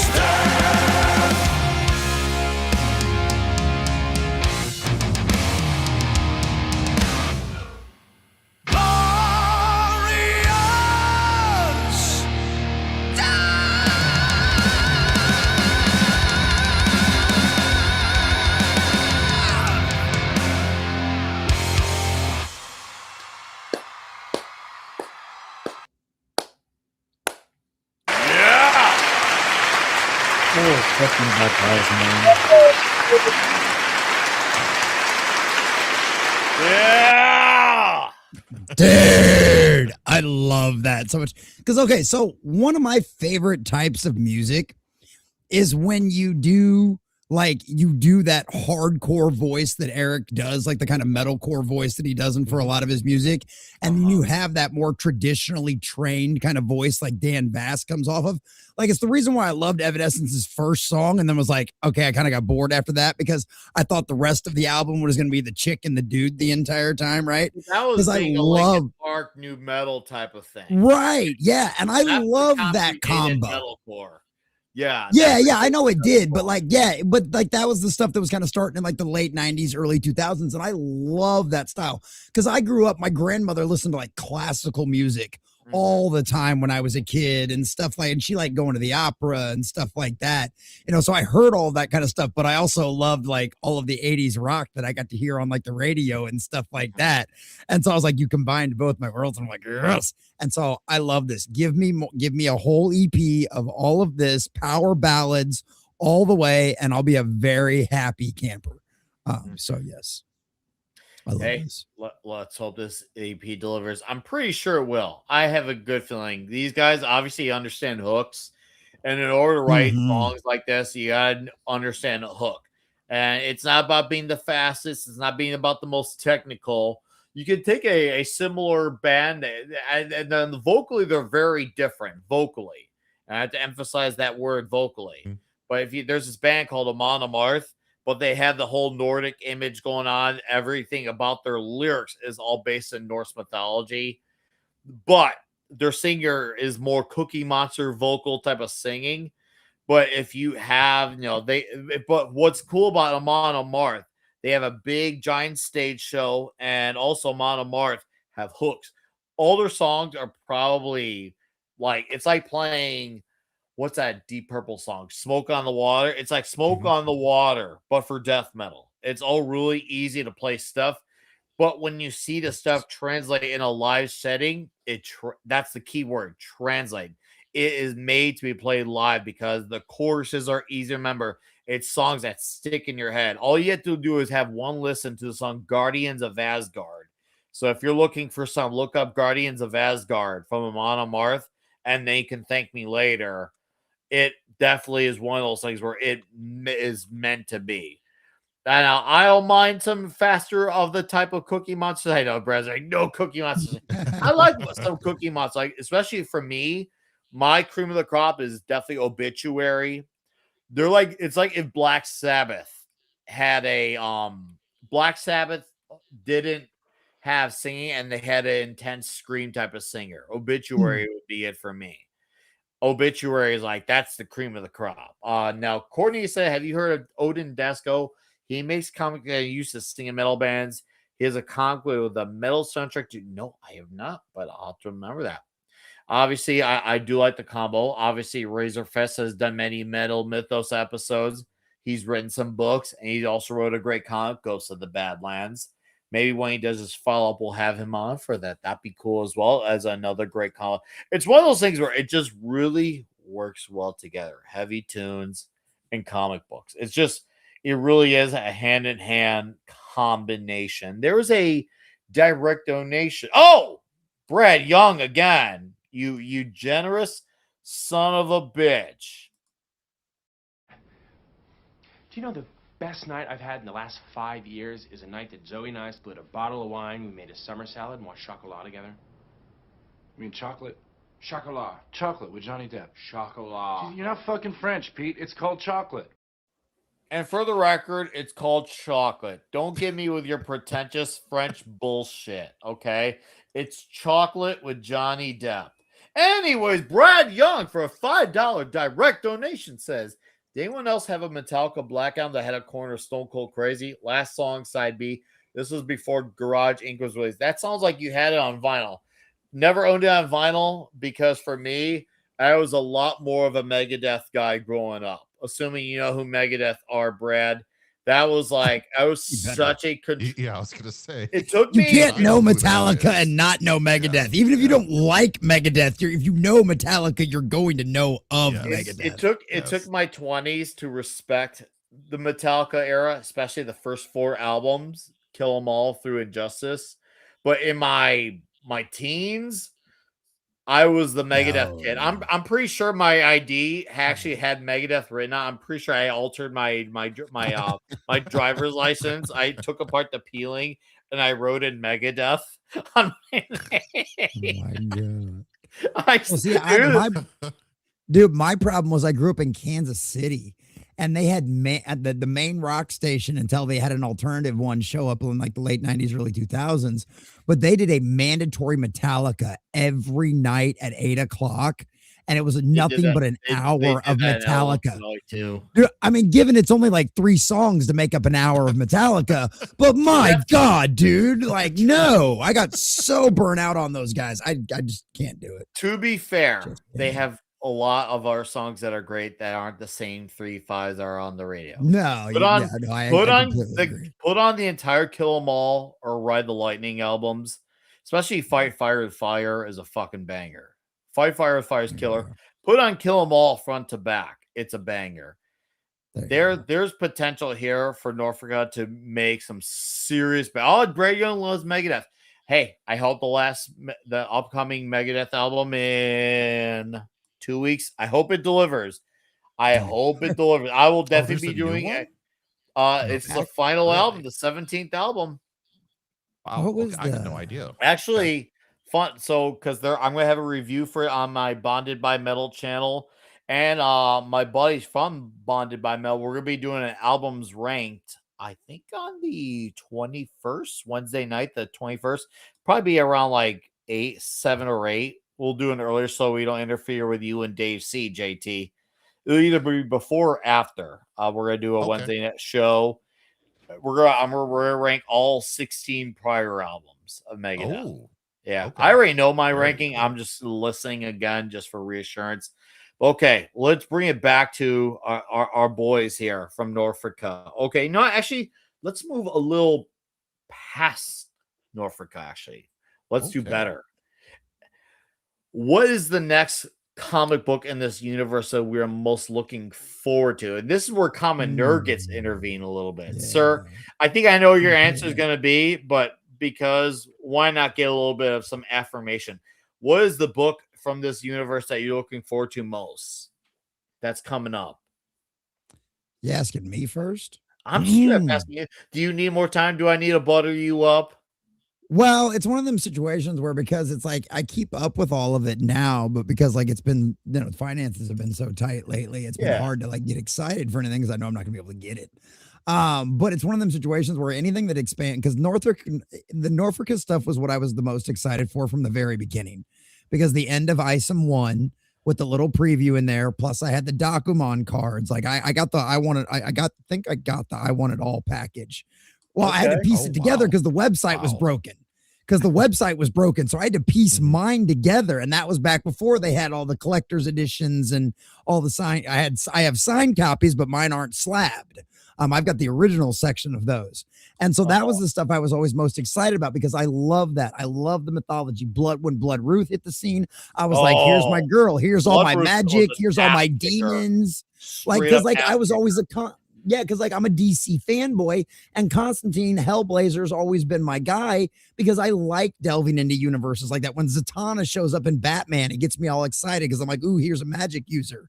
You just like it because as a lady you can look at. Be real. I mean, have you seen Zatanna's outfit? Yeah, you'd be kind of gay if you didn't. It was all about the lady. It wasn't about her magic. Don't lie to me. Such a liar. But yeah, so you put Blood Ruth on the scene, and I'm like, ooh, and then and of course, she's gonna have a little African descent to her or ancestry to her. So now you've got probably a little voodoo thrown in there with all of that kind of stuff too. So it's like anything that moves in the fantastical, in that kind of like, I love sci-fi is my second favorite, but I'm a fantasy guy first. So when you start dealing with demons and hell and magic and gods and alternate power, big powers on levels like that, I get all kinds of excited.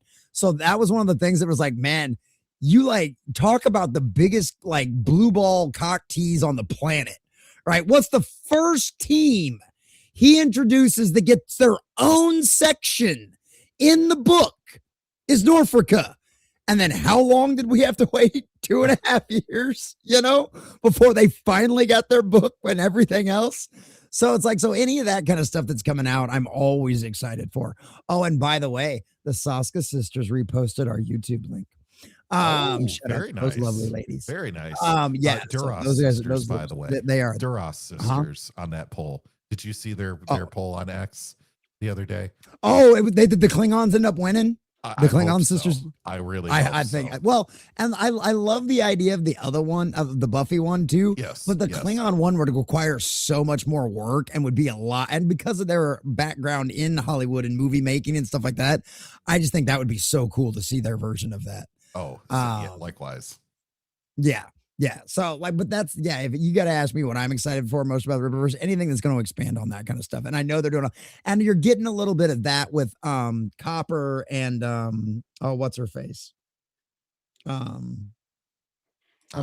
Copper, Lillian Ronashi. Yeah, and Lillian. I can't wait for those books.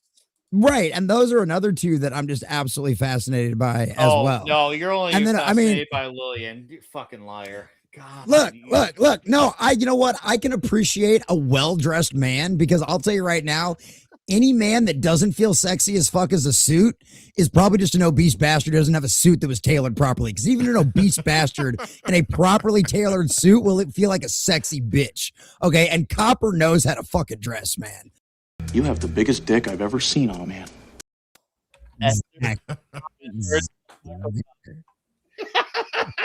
All we need is the man love on what was the one on the beach where the guys were together for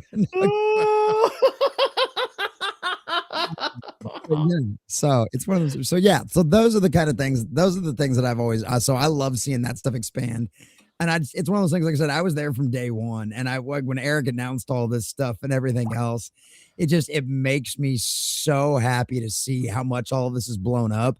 And just to see how many more stories we're going to get. And it's so community driven because what ones sell the best are the ones that are going to take priority. And you're going to get the more stories of. And obviously you're seeing a lot of good stuff come out of all of this. So yeah, I'm absolutely excited for any of the fantasy, the music, the demons and all that kind of stuff. I'm down for. So let's rock and roll. Literally. Right, cool. Joker, JT, guys, I want to talk to you guys after, it does have to be tonight, whether it's our group chat, because I feel like every time we do these shows, not only do our conversations go well, but the chat really sounds off. And I want to have, if we could do one every, rather than every 3 to 4 months, every 1 to 2 months, I think that'd be fun. Could we have a really good conversation? The chat really responds well to these shows. So I'm down for it. talk. I love this stuff. You guys really gel well into this conversation. It feels like, even though we've only just 3 times, it feels like we really meld well together. So all I know is we all got to talk. And before I pass on to Joker on what he'd like for his next book, I wanted to acknowledge Brad's comment here. I had 8 Megadeth cassettes in my car. They were, dude, I'm so fucking sorry to hear that. Now, I need to know, and you can initialize it, or hell, you can put a few. What were I'm going to be that guy. I want to know what they was. Please tell me at least one of them was Peace Cells. Please. One of them needs to at least be Peace Cells. At least one. But the rest could be. I'll even forgive you if you had Risk in your car. That's tragic if you had Risk in your car. But if at least one of them's Peace Cells, I can forgive that. I'm sure one will be Rust in Peace. I expect that. And probably Countdown. But please, no Risk. But I'll forgive Risk if you had Peace Cells. Just saying. Okay, Joker, buddy. Batter's up, sir. What's the next big book that you're like, okay, bring it? What makes you go Sheen Machine? What makes you go, okay, I need this shit to line up like Finkel and Einhorn? I'm really excited for Alpha Core 2 because it's been so long for that one. Oh, okay. Yeah. Yeah, so Alpha Core 2, Blood Roof 2, those are coming down the grapevine pretty soon, so I'm excited for those. Dirty Deeds #1 is one I'm really excited for. But of books that haven't been announced, there's Isom 4 and Yaira 4. I'm excited to see those. And of course, like Horseman #3. So like I really like Horseman story, like where it's going, especially you read the end of that second issue, which is something that we ought to get together and talk like more Horseman. And then and then Great War Separation 3 and 4. So like I'm like the Rippaverse guy. Like I cover it all. So I'm excited for all of it, basically like evenly. Maybe we can try to talk about covering more because seriously, I feel like there's a lot of detail we could cover, and you can really provide a lot of those great additional context that I somehow can't. So yeah, once again, more we got to talk about. We'll talk, but carry on. Yeah, definitely. But that's really the thing. Is that like I said, I do the Brax Cat, so like everything for the Rippaverse, I basically cover. I read. I'm not much of a rereader, but I do read everything. I've reviewed every Rippaverse book. So I get excited for all of it. So it's like even stuff like Detention Crew. Although Detention Crew is something like, oh yeah, it'll be cool, but I'm not like as hyped for as like let's say like Alpha Core or more Horsemen. But of stuff like I know that's coming down the grapevine, I'd say Alpha Core 2 and Blood Roof #2 are what I'm looking forward to because that's what's getting fulfilled pretty soon. Okay. No. Hey, I like what you have to say and you're feeling. That's good. JT, sir, what are the books you're like, bring it, bro? I'm gonna straight up bang a beer can against my head in excitement, like I'm Steve Austin. Joker was naming a lot of stuff out there. I think there's 8 projects just on. There's a lot on the way. There's more on Rip Ascend. So I mean, there's a lot you could get into. The top 3, because I'll just narrow it down. The top 3 that I'm excited to see: Dirty Deeds #1. I've already got the I want it all for ABCD on that. I'm feeling it. He's that guy. Yeah. Let's see. #2, Great War of Separation #3. I love that. I last time we met, I think we went over Great War 1 or 2. I know, but it was issue 2. I think when the next Great War comes out, we could do like a pairing, or we could do the first hour Horseman issue 2 mixed with Great War #3. I think we just came up with our idea on the spot right now. Joker, if you're down for that, let me know. I think we got. Yeah, no, I'm totally down for that. All right. You heard it here first, chat. We'll get it lined up. In the Rippaverse is from the governor of Texas. What did you think? This was Connecticut? Plessy Sanders. Yeah, the Connecticut. Yeah, that line. Yeah, it's like poor bastard thought this was Connecticut. Yeah. I love that on so many levels. But anyway, the #1 thing that I'm looking forward to coming out might surprise you, but maybe it won't. Ripazine #5. Oh, you remember we may know somebody Zachary that Levi may have something going on with Ripazine #5, and so on a personal level, Andrew, yes. our guy Andrew, yes. Oh yeah. I don't know how much of it he's told us that we're allowed to say, but I know Andrew was involved with Ripazine #5. Oh, he's the writer for Blue Shift. Yeah. And he wasn't able to come on the stream tonight because he was having a bit too much box wine. He's a slick shit. By the way, thank you, Andrew, for your help with my thumbnail. I gotta give him credit for that. But he's a slick shit because I saw him in person a few weeks before that was announced.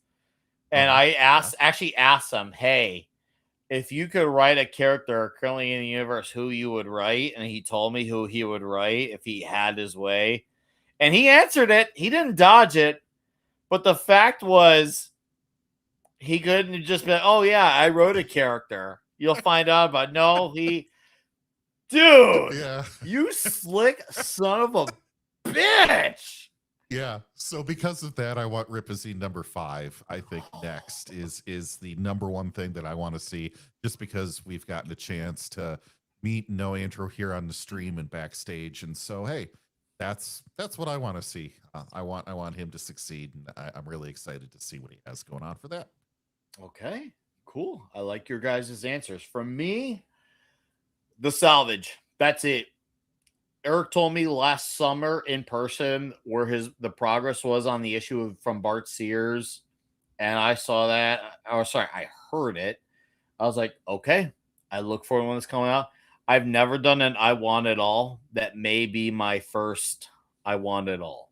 That may be. Well, I'm not going to jinx it. I say that now and I get into a car crash or something like the day before. But right now, that may be my first I Want It All. I'm looking forward to the salvage. As far as my hopeful, wishful thinking, I want a Saints and Sinners Volume 2. I want a Saints and Sinners Volume 2 ASAP. I like the collaborations. There's some stories that I feel like work best in the, 20 pages per story. I feel like there's certain stories that work best for that format. I would like to see continued followed up in that format. I want more of the anthology. I'm a big lover of those short type of stories. I want more Saints and Sinners. So please make it happen. So I don't sound like Christian Bale begging for Rachel. Please. Where is it? Where is it? Where is your book? So please give me a Katie Holmes style Saints and Sinners story, but please do not give me a Maggie Gyllenhaal type of story. I can't believe I just made that a thing, but I just did. The Katie Holmes, Maggie Gyllenhaal. Somehow, if you think about it, it makes more sense than you think. I'm on a trip tonight. I'm gonna have to still think about that one later. Oh, think about it. Like, okay. And you'll realize Nick made some sense there. I promise. I freaking promise. But yeah, salvage. That's it, bro. Like I'm in on that shit like Donkey and Diddy Kong. Straight up, bro. But yeah, wishful thinking I have world. thought about, if you've ever seen Secretary, I have thought about Maggie Gyllenhaal quite a few times. She's the whinier one. Katie Holmes is likable. Oh, Maggie Gyllenhaal is the ultimate lead. You clearly haven't seen Secretary. I don't care about Secretary. Her as Rachel. Harvey, I think I choose Bruce. Goes to Harvey. Oh no, goes to Bruce. I think I choose Harvey. Like when Rachel Dawes blew up as Maggie Gyllenhaal, all she did was like remove their problem. Whereas as Katie Holmes, she was likable. She was attentive. Holmes really dropped off though. She dropped off the face of the earth, sure, but she played a better character as Rachel Dawes versus the whiny Maggie Gyllenhaal. Anyways, that'll turn into another hour conversation we don't need to get into. But chat, fellow dudes, guys, this is gonna be the part where, well, all good things do gotta come to an end. I know I suck. Tell me I suck. I know. Boo me, send me the booze now. I know. But we do gotta wrap it up for the night. I gotta go be dad. But this has been a really freaking awesome show. This really has been. I like that we already got the next idea sorted out, a show of Great War 3 mixed with Horseman 2. That's the ticket, man. That's gonna be a banger show. That's gonna be a banger. So as soon as Great War, we all have Great War 3, we'll pick out that Saturday and we'll make magic happen. Seriously, unlike Zatanna, we're gonna make magic real out of this shit. It's gonna be great. So that all said, on my channel, if you're here, obviously some of you are here for your first time in a while, if not a long time. We'll try to do more of these type of shows. We'll try maybe the most realistic, maybe once every 2 months, if not once a month. We'll see. I don't want to jump the gun and bring hope that doesn't accumulate, but hopefully at least once every 2 months would be realistic. I'd like to do more of these. We're having fun here. So yeah. On my channel, Toxic Tuesday, we'll be talking Chuck Norris's Delta Force 2. And obviously, I'll be back here next Saturday. Pablo, Common Nerd, Fenrir, and Ironcaster. We'll be talking classic ASM and Fantastic Four. And on the Bonded by Metal channel, Megadeth albums ranking, Megadeth new album review of the final Megadeth album. I'll post the Bonded by Metal link in the chat. Get Bat Sauce in it. I don't know Bat Sauce, but I'll have to talk to Bat Sauce. I don't know him, but I'd like to get to know him. Hopefully he's got some good sauce to back up his name. But that's what's coming up my way. I'm going to let these gentlemen plug their plugs, and we're going to call it a night. Yes, Slayer. All right, Pablo, plug your plug. I have nothing on the works right now.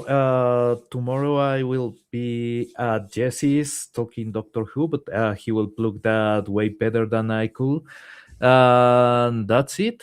Basically, that's it. So, guys, I was just vibing, enjoying people talking about the comic they actually liked.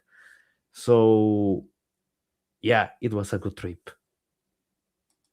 Your moral support is always appreciated, sir. Always.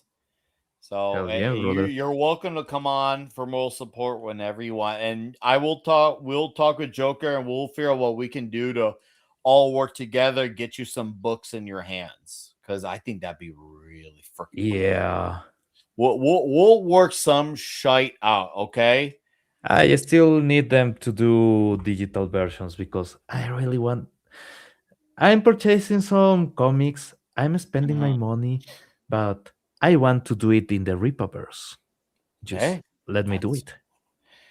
Well, we're gonna work some shit out for you, and it's gonna be great. Okay, I don't know how we're gonna do it, but we gotta do it. We gotta do it. We're gonna figure it out. What's up, Barbara? 007. As we're wrapping up, please, if you're just dropping in now, please catch the replay of the show. This has been a freaking awesome show. Common Nerd, plug your plug. Yes, boys and girls, ladies and gentlemen, I am the Common Nerd. I bring you pop culture and all things through a common sense lens. I produce content 7 days a week. I live stream 6 days a week. Tomorrow we have Bible study Sunday at 2 p.m. Central Standard Time, 3 p.m. Eastern. And like Pablo said, tomorrow night, Doctor Who. We are reviewing our Doctor Who stream, boys and girls.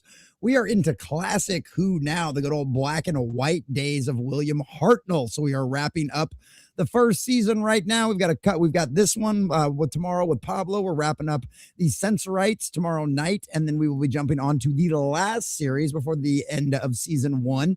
And then Ironcaster will be joining us next Sunday for the beginning of the last series for the season finale. Weekdays at 11 a.m. I do the morning prep where we cover all your pop culture and nerd news. Monday night, we do late night gaming. And then Thursday nights, we've got Is It Good, which is a review show. And right now we're doing Firefly. And I don't think there's really an Is It Good question on that one. We're just having a grand old time where, and Sunker Maiden is my co-host for Sundays and Thursday nights, besides all of my other friends that bring in. And Thursday nights, we've got Handy News on there. Sunker Maiden, my wife shows up. But yeah, we're reviewing Firefly. So we just got done with episode 5. We're getting ready to do episode 6 next week, and we will be going all the way through Serenity. And then, of course, Fridays, $5 Fridays, come keep me in the chair for as long as you possibly can, because this is my full-time job, and by the grace of God, I somehow still am able to pull this off. So all of your guys' support out there is the only thing that keeps me running, and I got 6 kids to feed, so come become a member of my channel. I love you guys. This was a blast, even though I haven't read the book tonight. Joker, JT, it's so good to hang out with you guys. Because JT, likewise. I see you in the chat all over the place, all over the time. Yes. So it's like great to be able to stream with you guys. And so this was a blast. And yeah, I'm always excited about the Rippaverse. I have been like paying attention to this stuff since day one. And I love talking about anything Eric and the rest of the crew are doing, because it's a glorious thing. And it's just proof that, hey, guess what? We don't need the big two. And we can do this our damn selves, and we can do it better than they can. And so I'm always happy to promote this stuff. So yeah, great show tonight, Nick. Thank you, Common. Thanks for being here, sir. And eventually you're a catch up, and we'll be able to have more input from you, and it's gonna be great. Like Pablo, have a great night and weekend, sir. As always, we'll be in touch, and I hope your rough throat gets better. Yes, the more I work it out, the better it gets. Giggity, giggity. Chat, before our 2 guests plug their plugs, I put in the chat the link to Bonded by Metal. That we'll have a few Megadeth videos up on that channel this month. One of them will be the Megadeth album ranking and the review of the new and final 17th album coming out, just self-titled Megadeth. So go sub to Bonded by Mail if you haven't. I already put up a video a week ago, best of 2025. Go check it out if you haven't. So go sub there after the show's done. But Joker, sir, you have a channel. You talk about the Rippaverse every Friday night. Sometimes I'm lucky I get to eavesdrop in on it. Tell the people about your channel since we have 22 people in this chat. Yes. Yeah, so I do a bunch of stuff. So the Braxcast every Friday night, excuse me, I live stream. Okay. It's usually about 7 p.m. EST, and then on Saturdays I do a recorded episode. So you can watch those. So I do that Rippaverse stuff twice a week. I got a podcast in the Velvet Room with Joker the Fool on Tuesdays and Thursdays covering like, political stuff. And then on Wednesdays, I got a buddy of mine who's like a bit older than you guys, like close to 50, and we cover the news or the culture. And that's Hump Day Potpourri. That's every Wednesday. So you can follow my Substack where I upload all that content. The Rippaverse stuff and all the comic reviews that I do are on my YouTube channel. My Twitter is there. You can find all my links through there. But my Substack has everything. And like Garfield says, I talk about the Roman Empire a lot. So when I do the live streams on Braxcast, it's usually just me like you're being a man, basically. Like, yeah, I'm rambling about like random stuff. Like on yesterday's stream, I was like, hey, like I'm considering becoming a Marine, guys, and we're just talking about that. So it's like whatever random stuff like I'm going through that week, I'm just talking. But especially like these past couple of weeks have been slow in like new news, but like typically it takes me like 20-30 minutes to cover like whatever is going on in the news. And then, Garfield will be in the chat. Mike has bad knees. A couple of guys that watch my streams will like ask me stuff like Rippaverse stuff like, what are you excited for? Who's your favorite character? And then, we talk about that. So it's a fun time. And you can ask me like Rippaverse related stuff or any kind of stuff on that stream. And then on the recorded episodes of Braxcast, I cover whatever is relevant going on that week. So if you want someone who's covering Rippaverse stuff, then you can just watch those episodes on Saturday. And I have I'm almost at 100 recorded episodes. I did 96 today. So and I do that every Saturday. I started with the Horseman. That was back in February of 24. So I've been doing it for almost 2 years at this point. Dude, congratulations, man. That is awesome. And I've also written 3 books. So if you go on the Substack, you can check out the library. So 2 sci-fi novels and 1 on gender ideology. And I've been really slow on working on the 4th book, but I am a writer as well. I want to get into comics. So you can subscribe to the YouTube channel. You can become a paid member of my Substack if you want to support what I'm doing. But yeah, so if you follow on Twitter, you'll find all those links. So I do more than just the Rippaverse, but the Rippaverse is like probably, I would say that like the most prolific thing I've done on the YouTube channel, along with all the comic reviews. I think I have at this point, over 100 comic reviews. A lot of them are Rippaverse books. Amazing, dude. Hell yeah. It was so good to have you back on here, man.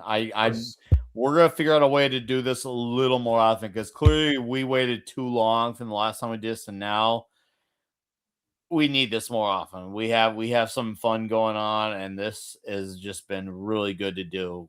I love it. Thank you for your time, man. It's really appreciated. You have yourself a great night weekend. I'll be sure to eavesdrop in next Friday night as well, sir. Seriously, thank you very much. And guys, Commenter plugged his links in the chat. He is on YouTube. He is on Twix as well. Follow him, sub to him. He's absolutely earned your sub and your follow. Don't even ask questions because I believe in what I'm saying when I'm saying I'm right, that he's worth your follow and sub. All right? Thank you, sir. Melted Copper said, no big 2 Marvel DC. What about Image? Oh, we've covered some Image, dude. We've covered some Image on show. We absolutely have. We did. So we've covered some of the Mark Miller stuff before. Huck, Starlight are some Middle World books we talked about. I've been a big champion of Void Rivals on the Energon universe, Battle Beast as well in the Invincible universe as well. I also like Skin Breaker from Kirkman and David Fincher. So we have our Image and Dark Horse. And I'm a big. Like I'm vegan when I had to mention how much I love the current Flash Gordon book at Mad Cave Studios. Flash Gordon from Jeremy Adams. Sup? So don't worry. We cover a lot of comic book territory here, sir. So lots of it. Just gotta keep listening and trust me, we'll get there. All right, JT Kirk, sure, you're the final man to plug his plug on the way out. And yes, sir. You got to make it as straight as possible. Plug your plugs. All right. So after this show, I'll be headed over to the Great Admiral Teague's channel doing some Saving Star Trek. We did 2 weeks ago the good Star Trek movies. Last week, we did the bad TNG movies. And now we're doing the ugly J.J. Abrams trilogy. Oh, dear God. Yeah, I know. That was a painful marathon last night, to be sure. But I'm so sorry. Like I'm not an apologetic type. I'm not in the apologist nature, like where I apologize for everything like an Illinoisan. I'm genuinely actually am sorry. So when I say sorry, that means something. Thank you. Yeah, I wish I could have those hours of my life back. Anyway, Tuesdays, I am on with the great Dabman Walking 55, talking sports ball and sports ball related topics. That's Tuesday at 9 p.m. Eastern. Then Wednesdays, I think we're starting it back up in the new year, probably this Wednesday. If we are not, definitely check out your metal stuff, Nick. But I am on at 9 o'clock on Dave C's channel, covering comics, the old school stuff, Silver Age. Yeah. So, having fun doing that. And then Fridays, I'm always hanging out at Mark D with the C for some late night Fortnite at around 11:30 p.m. Eastern. So maybe hopping around with some other stuff in there too. Who knows what Mark's doing on Sunday? So always around the internet, having lots of fun. And thank you, Nick, for having me on. You know, I love talking the Rippaverse, so this was a ton of fun. Thank you to the rest of the panel, Common, Joker, Geek. It was great, all of you. So it was a real pleasure. I love listening to this show when I'm not on, and it's even more fun when I am. So thank you much, and thank you to the chat too. Appreciate it, man. You are awesome, dude. Thank you, and we will do this soon. Like I said, we already got the next pairing out, and the fact that we'll finally go for 2 books too. Like we haven't done that yet. It's only gonna get huger from here. So I can't wait. As soon as Great War 3 comes out, we will all schedule a date, and we're gonna do it. We gotta do it. We gotta do it. And yes, shout out to the Rumblers. There was like 7 to 8 to 9 out there the entire show on Rumble. Always got to give a special acknowledgement to our Rumble chat. Thank you guys. And to Garfield for the super chat and Brad Young for the direct donations. You are amazing and exquisite gentlemen. Guys, thank you for all being part of the show on the panel, to the chat, whether you're here for a little bit, a portion of it, half of it, most of it, all of it. It's been freaking awesome. We even got a few new subs for this tonight. Worth it. Absolutely worth it. And if this show gets demonetized, I don't give a shit the same way constipated people don't give a shit. I had so much fun tonight, and that's all that matters. So, all right, we're going to get the hell out of here. But thank you for watching the show. Go enjoy your Saturday nights. Goodbye. Good fight. Good. I smell horse shit. It's horrible, but I can smell it.